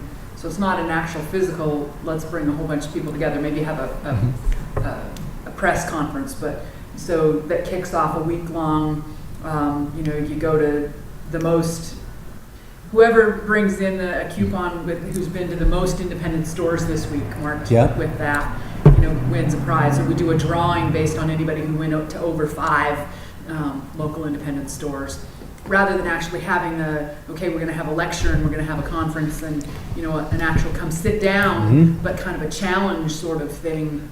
And obviously you try and do a press conference on the front end, but that wouldn't be quite the same thing as, so you'd have a big media push and then have something to have people do. How does that work? Yeah, Is that a good things very similar to what you described have been done. In one case for America Unchained, they had, I'm forgetting the community, but they had the local city council members were basically competing to see who could generate patronage at most local businesses for the week, and they got a special prize and public attention out of doing that. So that worked quite well. Amongst the materials that you'll actually find on our website, I think there's probably a listing of some of the different ideas that have been done for those national campaigns that might provoke some ideas. But that's really just something that'll come from some brainstorming. But when's the America Unchained? That's the Saturday before Thanksgiving. That's when we do that. We could have a buy nothing but local day, third buy nothing day. That actually could be an interesting connection. The Media Foundation has Buy Nothing Day the day after Thanksgiving each year. So maybe we could actually partner with them and have a.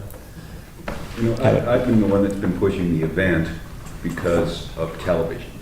And I think if you want to get television coverage, you got to have visuals. You got to have something going on, or they're not going to send a crew out. And a lot of people get their news from TV. And that's what we want. So that's why I keep pushing the event ideas. I don't know if it's have a hot air balloon or something like that, but you got to have something that'll be visually exciting, so you'll get television.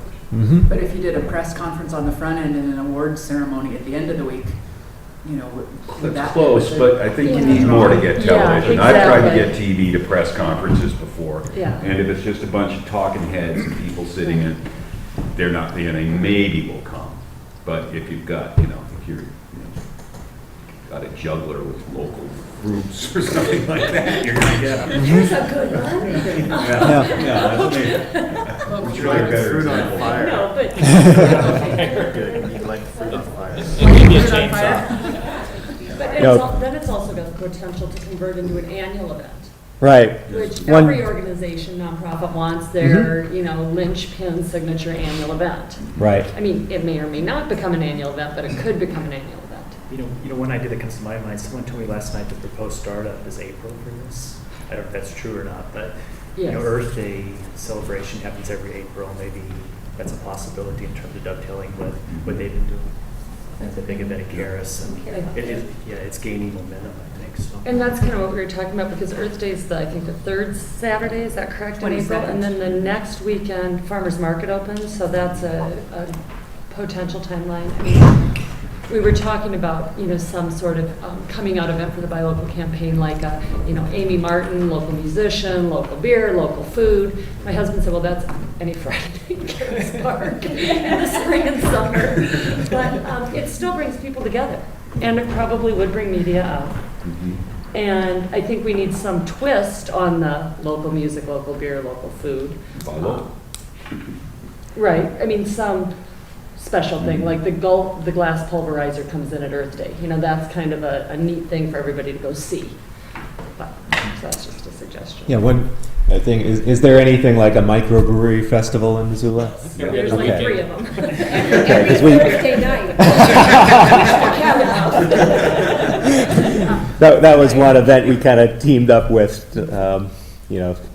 drink locally, buy locally,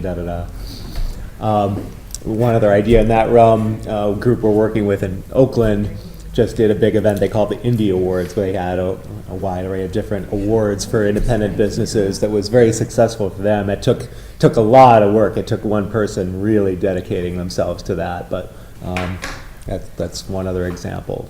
That's a really good idea, because we've got an Indie Award, so to speak, that goes through the Missoula Independent. Right? Right. Yeah. Then we also have our own awards in the spring too, so sustainability awards. Right, but I mean, there's so many people involved in voting for the. Right. Independent stuff. So yeah, they might be folks to approach about potential partnership. And is the Missoula independent? Yes. It is. Okay. Yeah. I'm like, It's sad that I have to ask, but I have to ask. Many of the alt weeklies are going corporate in a big Yeah. hurry. All right. In terms of the range of activities, where I talk about defining your initial scope, it's been clear that you want to place the initial focus on a buy local campaign, which I think is great to start off with a focus, but also would encourage folks to consider some of the longer term possibilities, whether you may want to have just on your radar screen what can be done in public policy initiatives, what might be done in terms of commerce and creating tools like the debit card I mentioned, or community reinvestment funds, so that you may find opportunities arise just through having this kind of on your idea list. You may find someone who's retired investment expert whose passion would be to start a community reinvestment fund. Just having some of these broader ideas, not necessarily fleshed out, but kind of on a list in the back of your mind and on the drawing board somewhere may be a worthwhile exercise. Certainly think that ultimately groups should be engaged, beyond strictly public education, engaging in advocacy and creating a collective voice for independent businesses. That kind of presence can be a key factor. So just want to throw that idea out there. So that sort of leads me a little bit to the legal stuff underlying that. I noticed in your handout or your booklet that you suggested that a lot of the entities that are independent business alliances are 501c6s Right. rather than C3s. My understanding is a fair number of the ones that are Bali organizations are actually C3s. And you also kind of said that some of the organizations do both. And do you have a sense if you were going to do both, how do you coordinate the two? Yeah. How would that work? Because again, right now we're going with the C3 to begin with, partly because of our initial fundraising model. Right. It looks at a lot of charitable contributions and grant money, so the C3 seemed like it would make more sense to us to begin with. But we do have this membership component, and we'll have to, at this point in time, be careful that there's always education, community education involved in everything that we do, so we're not hurting our C3. the C6 would allow us to do more public policy sorts of stuff, would allow us to do more direct promotion of individual businesses. How do entities that have both work with both of those? Mhm. The C3 status doesn't impinge on advocacy too much. You know, it prevents advocacy for political parties or candidates in large extent, but it has minimal impact on your ability to pursue public policy. But where this being a C3 does start to become an issue is if a significant part of your work is marketing your member businesses with the goal of driving increased business to them, that becomes somewhat dicey as a 501c3, which is supposed to be charitable or educational. So, you know, for some of the Valley groups as 501c3s, if they start becoming very effective at what they do, they may likely have someone shoot them down by, you know, challenging their 501c3 status would be my concern. So starting off, you know, in the early stages, I doubt that's going to be an issue for you. But at some point, you may really want to seriously consider having an arm that is a 501c6 or, you know, distinct nonprofit, even if it's not organized as a 501c6, to be able to do the more direct marketing, group purchasing kind of initiatives that would be challengeable as a 501c3. And I know one of the ways some of the body groups get away with it is just every time they do something, so like member directories and those sorts of things have significant content that's educational, like the back of every page. Sure. The coupon book, the back of every page is a sustainability tip. Yep. So I mean, everything that they do always has this educational component in it.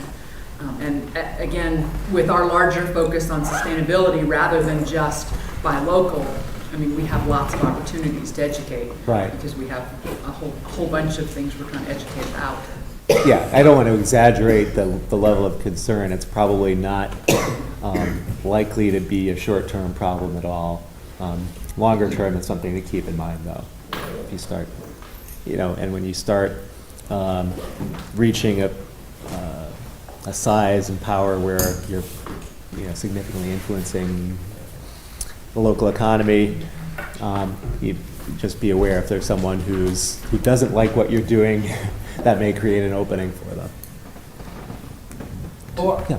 I had a question about, and you mentioned that GVIA had received $30,000 from the city through Right. these big box impact fees. What are some of the other kind of the range of things that local government can do for a buy local campaign? Well, you know, there's a wide range of explicit policy initiatives. Pro-local procurement policies is one of the first things we encourage folks to look at, but for city governments, for universities, because it's really, you know, we don't believe in backing away from controversy, but early on, you probably want to do things that are just going to build support without bringing out opposition, and a buy local preference is one simple way to do that. For example, saying that if a local business comes within 10% of the absolute lowest bid from anywhere in the country, that the city should do business with the local because of the reasons we talked about last night. Through the local multiplier, it's ultimately going to bring more revenue back to the city and pay for itself, as opposed to just looking at cheapness alone. So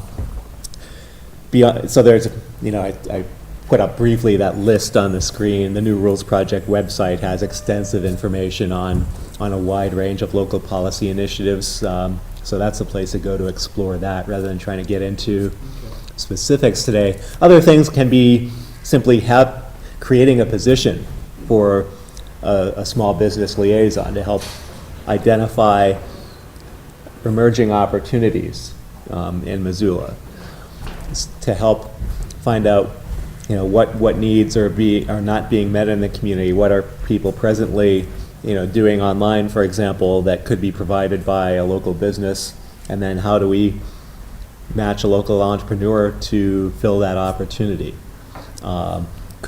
Such a person could also serve a role of simply helping new entrepreneurs jump through the legal requirements in the city. Having conditions that make it easy for entrepreneurs can be a big impact. For a national chain store, it's nothing to hire a lawyer to spend 40 hours to go through all the red tape that's necessary to start a business. For an individual trying to start up, it can be a big barrier. So, being a friend to small business in that way can be a big help. Hopefully, groups like the Downtown Association, the Chamber are already doing some of that. Certainly would encourage you to consult with them about what's being done, what they think could be done in that realm. That may be one where there could be an effective partnership.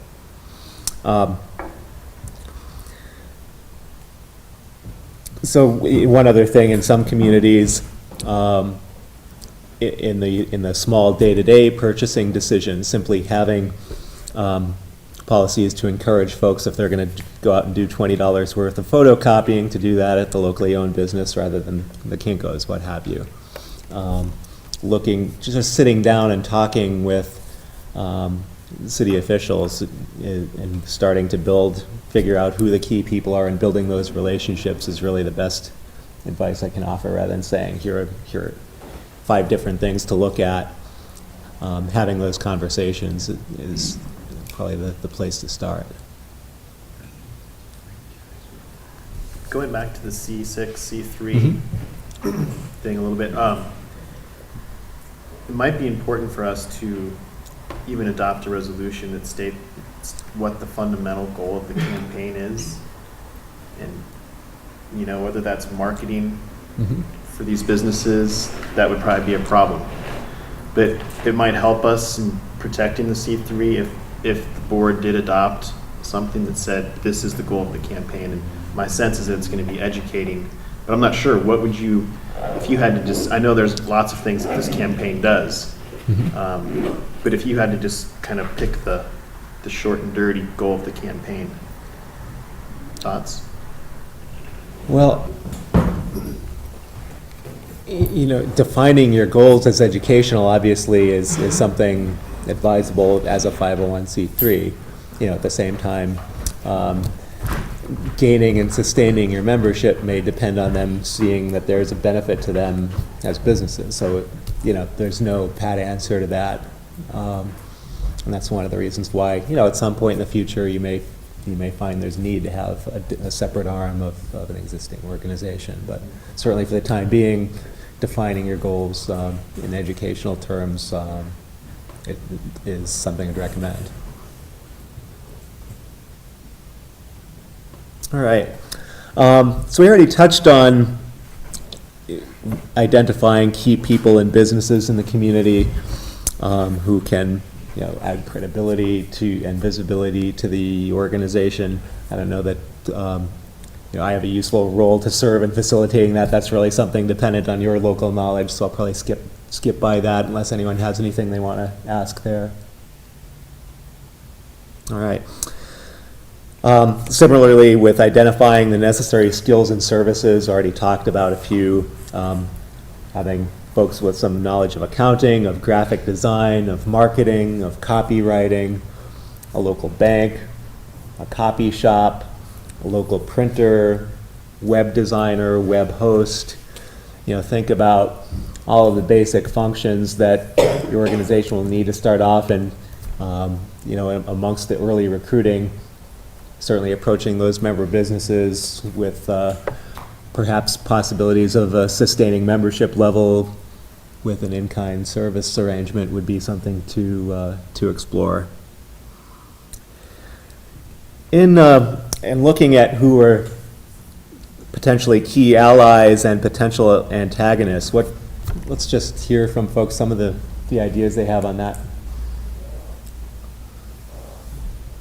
Who would be key to helping this campaign succeed beyond business owners? The media end of it. And I think that we already have a pretty good relationship with the Missoula Independent. And I think we could continue that and maybe even expand on it a little bit, because the name itself kind of lends credibility. But I think they would be interested in a campaign and working with us. Mm-hmm. And I think just from this point, I mean, from where we are, again, our 100+ members, I don't think we tap them enough. They're definitely our allies because they're members. They've already joined up. They've been with us. Mm-hmm. And, I mean, what we offer to them at this point is, I don't know what we offer to them. I mean, in terms of if, you know, we don't have a percentage across the board that if I'm a member, you know, I get a 5% discount. I mean, some of that happens, but not with everyone. But definitely, our allies are our members, and I think that we need to do a better job of tapping them and asking them, and you know, engaging them at this level. Mm-hmm. You know, another thing that's been going on for some time, there's a local food movement that's pretty well established in Missoula, and so we need to link up with them and make sure we're not stepping on toes there, and that you know that we're seen as allies and not. Absolutely. You know, we haven't done much with government at this point, and I imagine there would be allies on city council, maybe even county commissioners, I don't know. But again, you know, it's kind of a fine line we're walking as a C3 and how much we engage with politicians. So. Well, not so much as you think. As long as you stay clear of electoral politics, you have an awful lot of discretion as to what you do in terms of engaging and advancing certain policy proposals. Elections are definitely taboo, but beyond that, it's not as limiting as you might think. We give a brief kind of outline. I'm sure you've probably seen others in our handbook, but that may help answer a few questions. Maybe that's just a step we should take, at least. You know, we are involved with the greenhouse gas subcommittee. Yeah, and unfortunately, they're now meeting at a time when I can't go, but yes, we're involved in that, and we also have a representative currently sitting on the Transportation Planning Committee, or whatever it is that they're doing, I think. So we actually have 2 advisory committees to the city council that we are sitting on right now. We have representatives that sit on. And for example, you know, if you have city council elections coming up, develop a questionnaire about independent local business ownership and what their positions are on it. That's completely legitimate educational activity that can really help get your issues onto the map and into the consciousness of the folks who are running for office. So I think the Downtown Association is already, we had their director come during our strategic planning process to a focus group that we did, and I think they would be really easy to get on board. We have a few members that are already members of the Downtown Association, and I think, you know, I think the crossover is great, and I'm pretty sure that they'd be a fairly easy sell for most of them. I don't know how big they can get involved. They have 1 or 2 big non-local, non-independent businesses, but I think they would kind of support our efforts as we're working through it. So I don't know if they can like sponsor things, but I think they would be able to help us some, at least to reach their members. And for each of those, you know, asking also, think about who the best liaison is going to be amongst your membership or folks active in the group, with both your potential allies and if you do identify any potential antagonists, who's the best person to communicate with them to avoid problems. Did a quick listing of what I perceived with very limited knowledge of Missoula to be some of your assets as well as some of the challenges. Just to touch on those briefly, the university can be a tremendous asset, you know, for generating interns, volunteers, folks doing class projects in graphic design or marketing, especially with a business school here. Really think about how to tap into their knowledge, you know, and on up to the level even of having a major event potentially at the university. Certainly having a highly educated population can be a significant asset for the community. Having independent media, a strong downtown, certainly working in your favor, wealth in terms of disposable income. What are other assets that come to mind that you have in Missoula to be tapped into? I think the geography, it really emphasizes, like, we're kind of in this hole here in terms of keeping things local. Right. You're bordered on all sides by hills and drainages. There's not much place to go. Good point. It also helps us, I think, with the sustainability issue because the wilderness is right there, and boy, if we're not careful, our air gets really ugly here really fast. And I mean, there's some other parts of sustainability that the geography helps us highlight that you don't necessarily get in all communities. Right. Yeah, that the air quality, I think, is one that could definitely be turned into a significant talking point for the buy local and talking about. Yeah, I think I mentioned Stacy Mitchell, the author of Big Box Swindle, did an article a few months ago, originally written for Grist magazine, talking about the dramatic increase in miles per capita driven for shopping and the role of big box stores in a range of environmental issues. Some of those could definitely be used very effectively to talk about the importance of local ownership, how local ownership may not necessarily equal small and neighborhood-oriented, but when you look at the reality on the ground, here's what's happening. If you're concerned about quality of air in Missoula, these are some of the impacts to look at. Others in terms of community assets to recognize? Certainly we have a culture that's perhaps already leaning that way. When you talk about Missoula being different from the rest of the state, and I think we have a culture that's more accepting sustainability and buy local sorts of issues, I think, already. It's a health conscious community too, I think, in terms of recreation and just consciousness of healthy lifestyles, which I think plays into the buy local, buy independent campaigns. Right. All right. For some of the challenges, clearly transience is a big one. You have a huge number of students flowing in and out of town every year, as well as simply just being a town that's attractive to young outdoor-oriented people. You have higher than average flow through the community, which makes it doubly important to have long-term sustained efforts, to have multiple fronts you're working on, to be looking at working the media, working through the universities, working through civic groups, working through storefronts, to make sure that folks within the first month they're here in town, when many of their habits are going to be formed, that they can't avoid coming across the Sustainable Business Council and the message that you're putting about. So trying to envision what you want the experience of someone, coming to the community is going to be. Let's say, someone coming into school as a freshman at University of Montana. You want them in the university newspaper to see the coverage of your issue, whether that's advertisements, letters to the editor, articles mentioning you.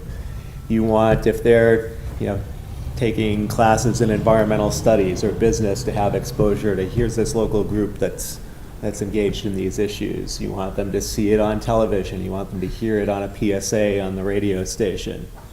You want them to see it when they walk down some of the streets near, where the university-oriented businesses are located. Just think about different constituencies and how you're going to be omnipresent in their consciousness to the greatest degree possible and make an impact on folks.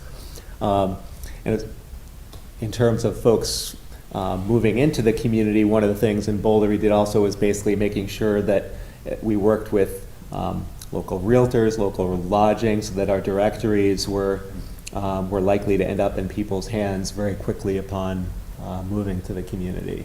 And of course that reaches visitors as well, if you're doing effective outreach through the local lodging establishments. And even the non-local lodging establishments. This is one where the Holiday Inn may be a a great avenue for you to get your message out. The folks coming and staying near downtown at the Holiday Inn are great candidates to drive to your member businesses. I think one of the challenges, being an economic hub for a region obviously has great advantages. It's increasing the inflow of money, but also the people who are spending that money may not care as much as you do about, what happens to downtown, especially if they're coming in from, 30 miles away out in a rural area to come shop on Reserve Street. How do you reach those folks? How do you get them to go beyond the big box stores to visit downtown or other local establishments within the community? There's no easy answer on that one for those folks. Hopefully getting some regional media attention, hopefully figuring out even in those strongholds of chains, if there are a few independent businesses, can you work with them to kind of create an inroad to get this into people's consciousness? It's a challenge. A little easier when it comes to visitors, having folks coming through town. Probably a great many of them are going to be connected with the university in some way, coming through downtown at some point. The opportunities to engage them are easier. But think about, if they're not residents, maybe they're not going to be hit quite as hard by the image, by the message of, hey, this is important for our community. That ad from Boulder, for example, about, hey, you deserve the best, here's where to find it, may be more effective in reaching some of your visitors coming through town. So just, think about who are the different target audiences and what's the most effective way of reaching those groups.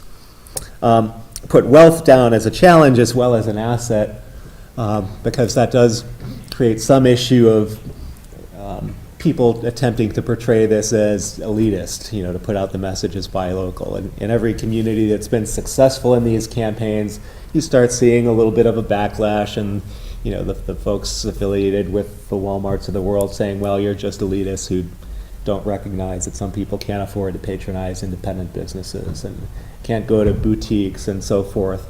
And that's where debunking some of those myths is really important, to have a grasp on the numbers. And there are numerous resources out there. There's certainly some of that is addressed in the big box swindle. But more than anything else, knowing their community and knowing, hey, be able to use examples like, hey, Joe, look at Joe's Hardware Store and look at Lowe's. The prices are absolutely competitive. Maybe even give specific examples of that. But also being very conscious of those limitations, to recognize that while many people who are on a limited income are very aware that they're getting inferior grade merchandise, for example, when they're shopping at the Walmart or Kmart, that economic reality may be that's they can afford, and try to present the organization as being very aware of those concerns, to engage folks who are, especially if there are some groups working on behalf of low-income folks in the community, start talking with them. How can we be working together? What are the concerns? Not too much more to say on that. There's a lot of detail we could talk about what's been done in other places, but just be aware that is one potential roadblock in public perception Where to I be went very with conscious wealth of. as an adversarial sort of in the real estate market, especially as I say in your area, and I just got back from Jackson Hole, and where people are buying 7th and 8th houses, and definitely doesn't seem like there's an investment in the community. But there's potential there to invite people in, and if our organization already has realtors there, and you're saying, give that information to realtors, so give them ways to be invited into the community right away before they start, bringing their habits in to the community. And I think that's just a very simple gesture, is people want to be asked and they want to be noticed, and so you invite them down the right path, or the path initially, Absolutely. That you're an advocate. I had an argument, not an argument, but a discussion with a broker last year, saying, well, what do they do for the community? And he said, well, this fellow that he just sold a house to was his 8th house over in your area, just gave a lot of money to the local library. So you can't really just say that, it's not all Right. black and white. Right. But someone brought him in and he had an interest there rather than just to live there for 2 weeks. Mm-hmm. Other specific challenges to Missoula that folks are thinking is something they need to deal with? In one way, it's the way this town is laid out and the way it's growing. I should say that, the way it's growing. It is growing west. It's really the only way it can grow. And what's west? It's the box stores. Right. It's the reserve streets, and that's where most of the growth is occurring. Because it happens. I shouldn't say that. It doesn't have to, but it's being driven that direction. So right off the bat, you've got people that are it's going to be harder for them to access the more independent businesses than it is the box stores because of geography. Mm-hmm. Certainly. I thought it was interesting. I was out on North Reserve the other day, and Hoagieville has set up shop out there, which is like our premier. My husband went to high school with the 2 guys that own Hoagieville. So our premier local drive-in is now out on North Reserve. But maybe we can encourage infiltration. I'm not sure to meet the local, because there is a whole bunch of local development going on out there as far as homes. And those people, their closest stores are going to be those box stores on North Reserve. Right. So, how do you work We've around got to deal. that? Transportation is part of it. Right. You can get easy, reliable transportation to business areas that are independent. That would be helpful. Not sure. I guess there's zoning issues and things like that come into play, but it's kind of a. It's brutal. They have to drive right past everything they could ever want to get to downtown. Uh-huh. And it's going to be a pain in the butt to do it too. They're going to come in on Mullen Road Right. and be hung up at that stoplight for 10 minutes and stuff. The challenge is, I think, it's already happened, but when that whole situation was being created, it's really unfortunate that the box stores weren't put where Canyon Creek and Windsor Park are. So there's a quick, easy access off the highway. And those developments that, couch the lower, more sustainable type of living and infill and that sort of thing, weren't in the corridor where the box stores are. You ask any developer who's put a house out on Canyon Creek or Windsor Park, if they live by the highway, they're not living out there. And to me, those box stores should have been there and it should have been flipped. So you can't do that now, but you could flip a highway at some point. And they wouldn't have to drive by all that.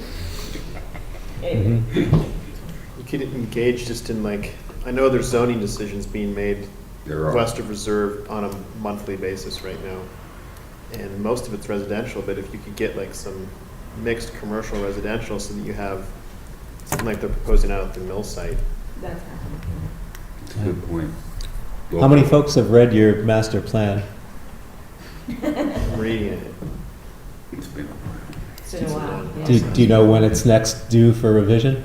They're working on it right now, isn't that Not right? sure. They're Really? updating all the zoning in Missoula, I think. Is that correct?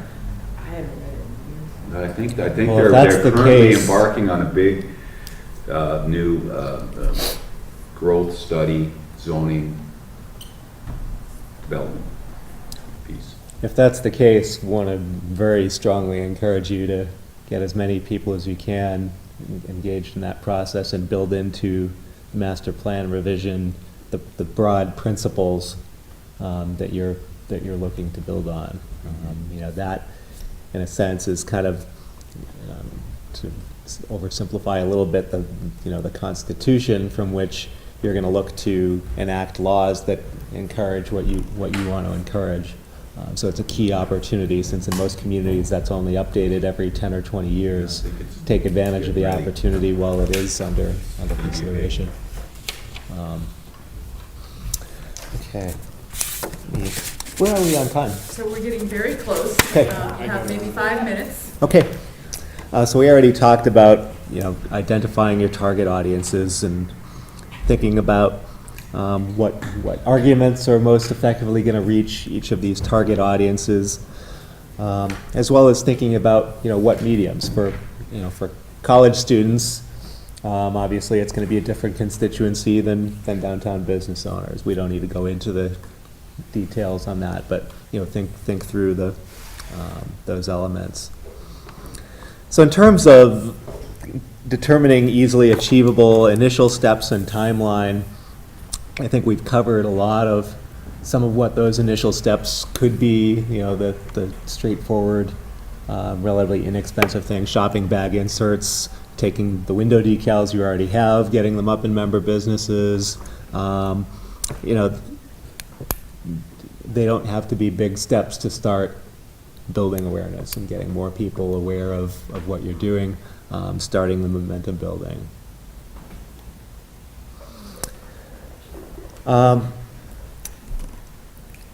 So in terms of whether you need to look to have a staff position, a specific budget,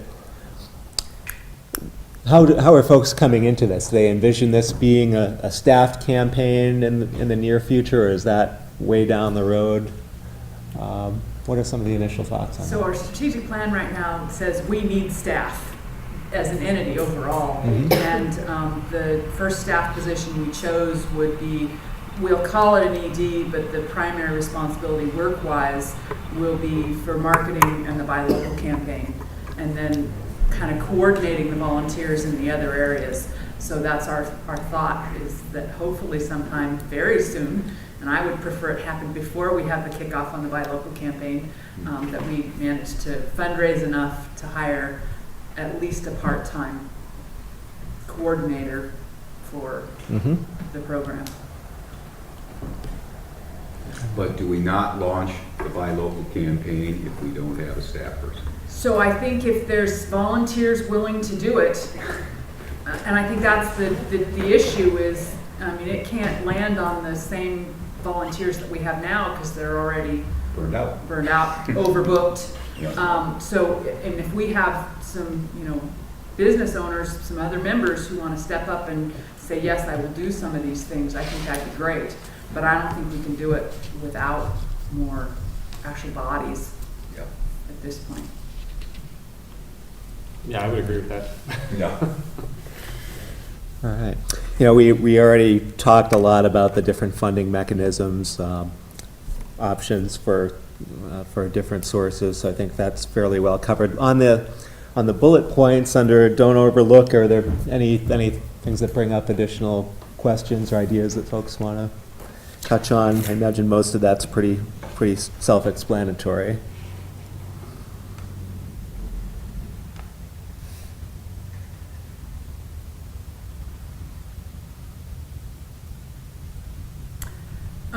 One that you talked a little bit last night about measuring success. Mm-hmm. Does it make sense for us to do some sort of baseline survey before we start, quiz 100, not more than 100, but sample people to find out who knows about the Mhm. advantages of buying local, or who knows about the SBC, or both? Does that Yes. have some baseline? If that's within your capacity, Okay. absolutely. Okay. Absolutely. That's something that hasn't been done enough, because most folks, starting out feel like they don't have the capacity to do that. If you think that's achievable, if you have the volunteer base where you can get 10 people to each go out and survey 30 people with a 2-page questionnaire, absolutely. Or better yet, try to drive people to an online questionnaire. And we do have some samples for questions that we can offer as well. So, one of the things that with an online questionnaire, you don't have like a random sample. No. I assume you would They want need to be something that's tested. more of a random. Yes and no. You definitely want a random sample, but also a more self-selecting sample can be useful for a different purpose, in that they can be not only a source of data or baseline measurement, but they can be a source for ideas for you. So they're serving in a overlapping but different goals. And want to mention, in terms of developing group expertise, we talked about the combination of deep education opportunities along with a constant, more superficial reminders. So that's something I think is worth paying attention to. And again, want to encourage everyone that, in terms of a single resource, you can't beat having everyone who's going to be involved in this having read this once or twice. You're a virtual expert for an awful lot of the issues. So encourage you pick up a couple more copies for anyone here, and then think about getting a case or two to distribute amongst other folks. One thing just to touch on in terms of business-to-business potential, that's one that we consistently see underutilized.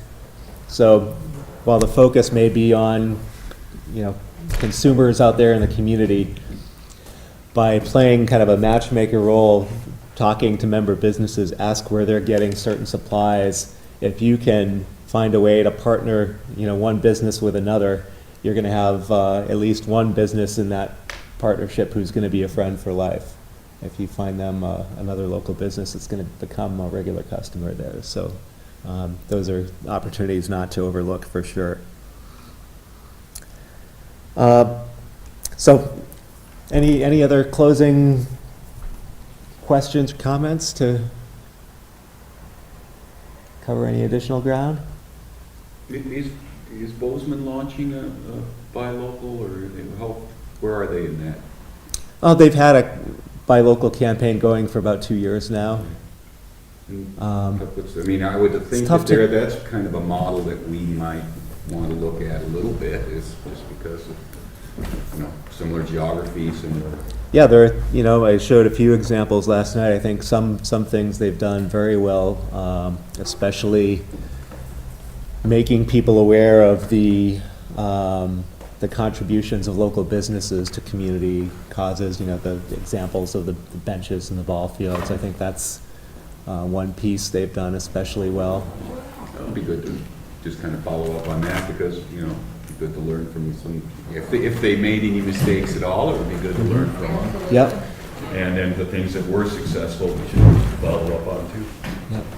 That's a good one. All right. What can we really F up right away? It would be a problem. The biggest concerns are having a very clear identity, having it clear in the public's mind what you stand for, and that's why we suggest the really clear guidelines about what is local and independent, and making sure that the folks who are going to be spokespeople initially really have a good thorough understanding of the issues, and be careful in molding your image initially and defining yourself the way you ultimately want to be seen, and representing the scope of the businesses and constituency that you ultimately want to see engaged. Image. Thank you very much, Jeff. We'd like to thank you all for joining us here today, and please support our event sponsors, Burley's Natural Home Supply, Rockingham Design, Tipu's Tiger, Bernice's Bakery, Big Sky Brewing, and MCAT. Thank you all again. Thanks.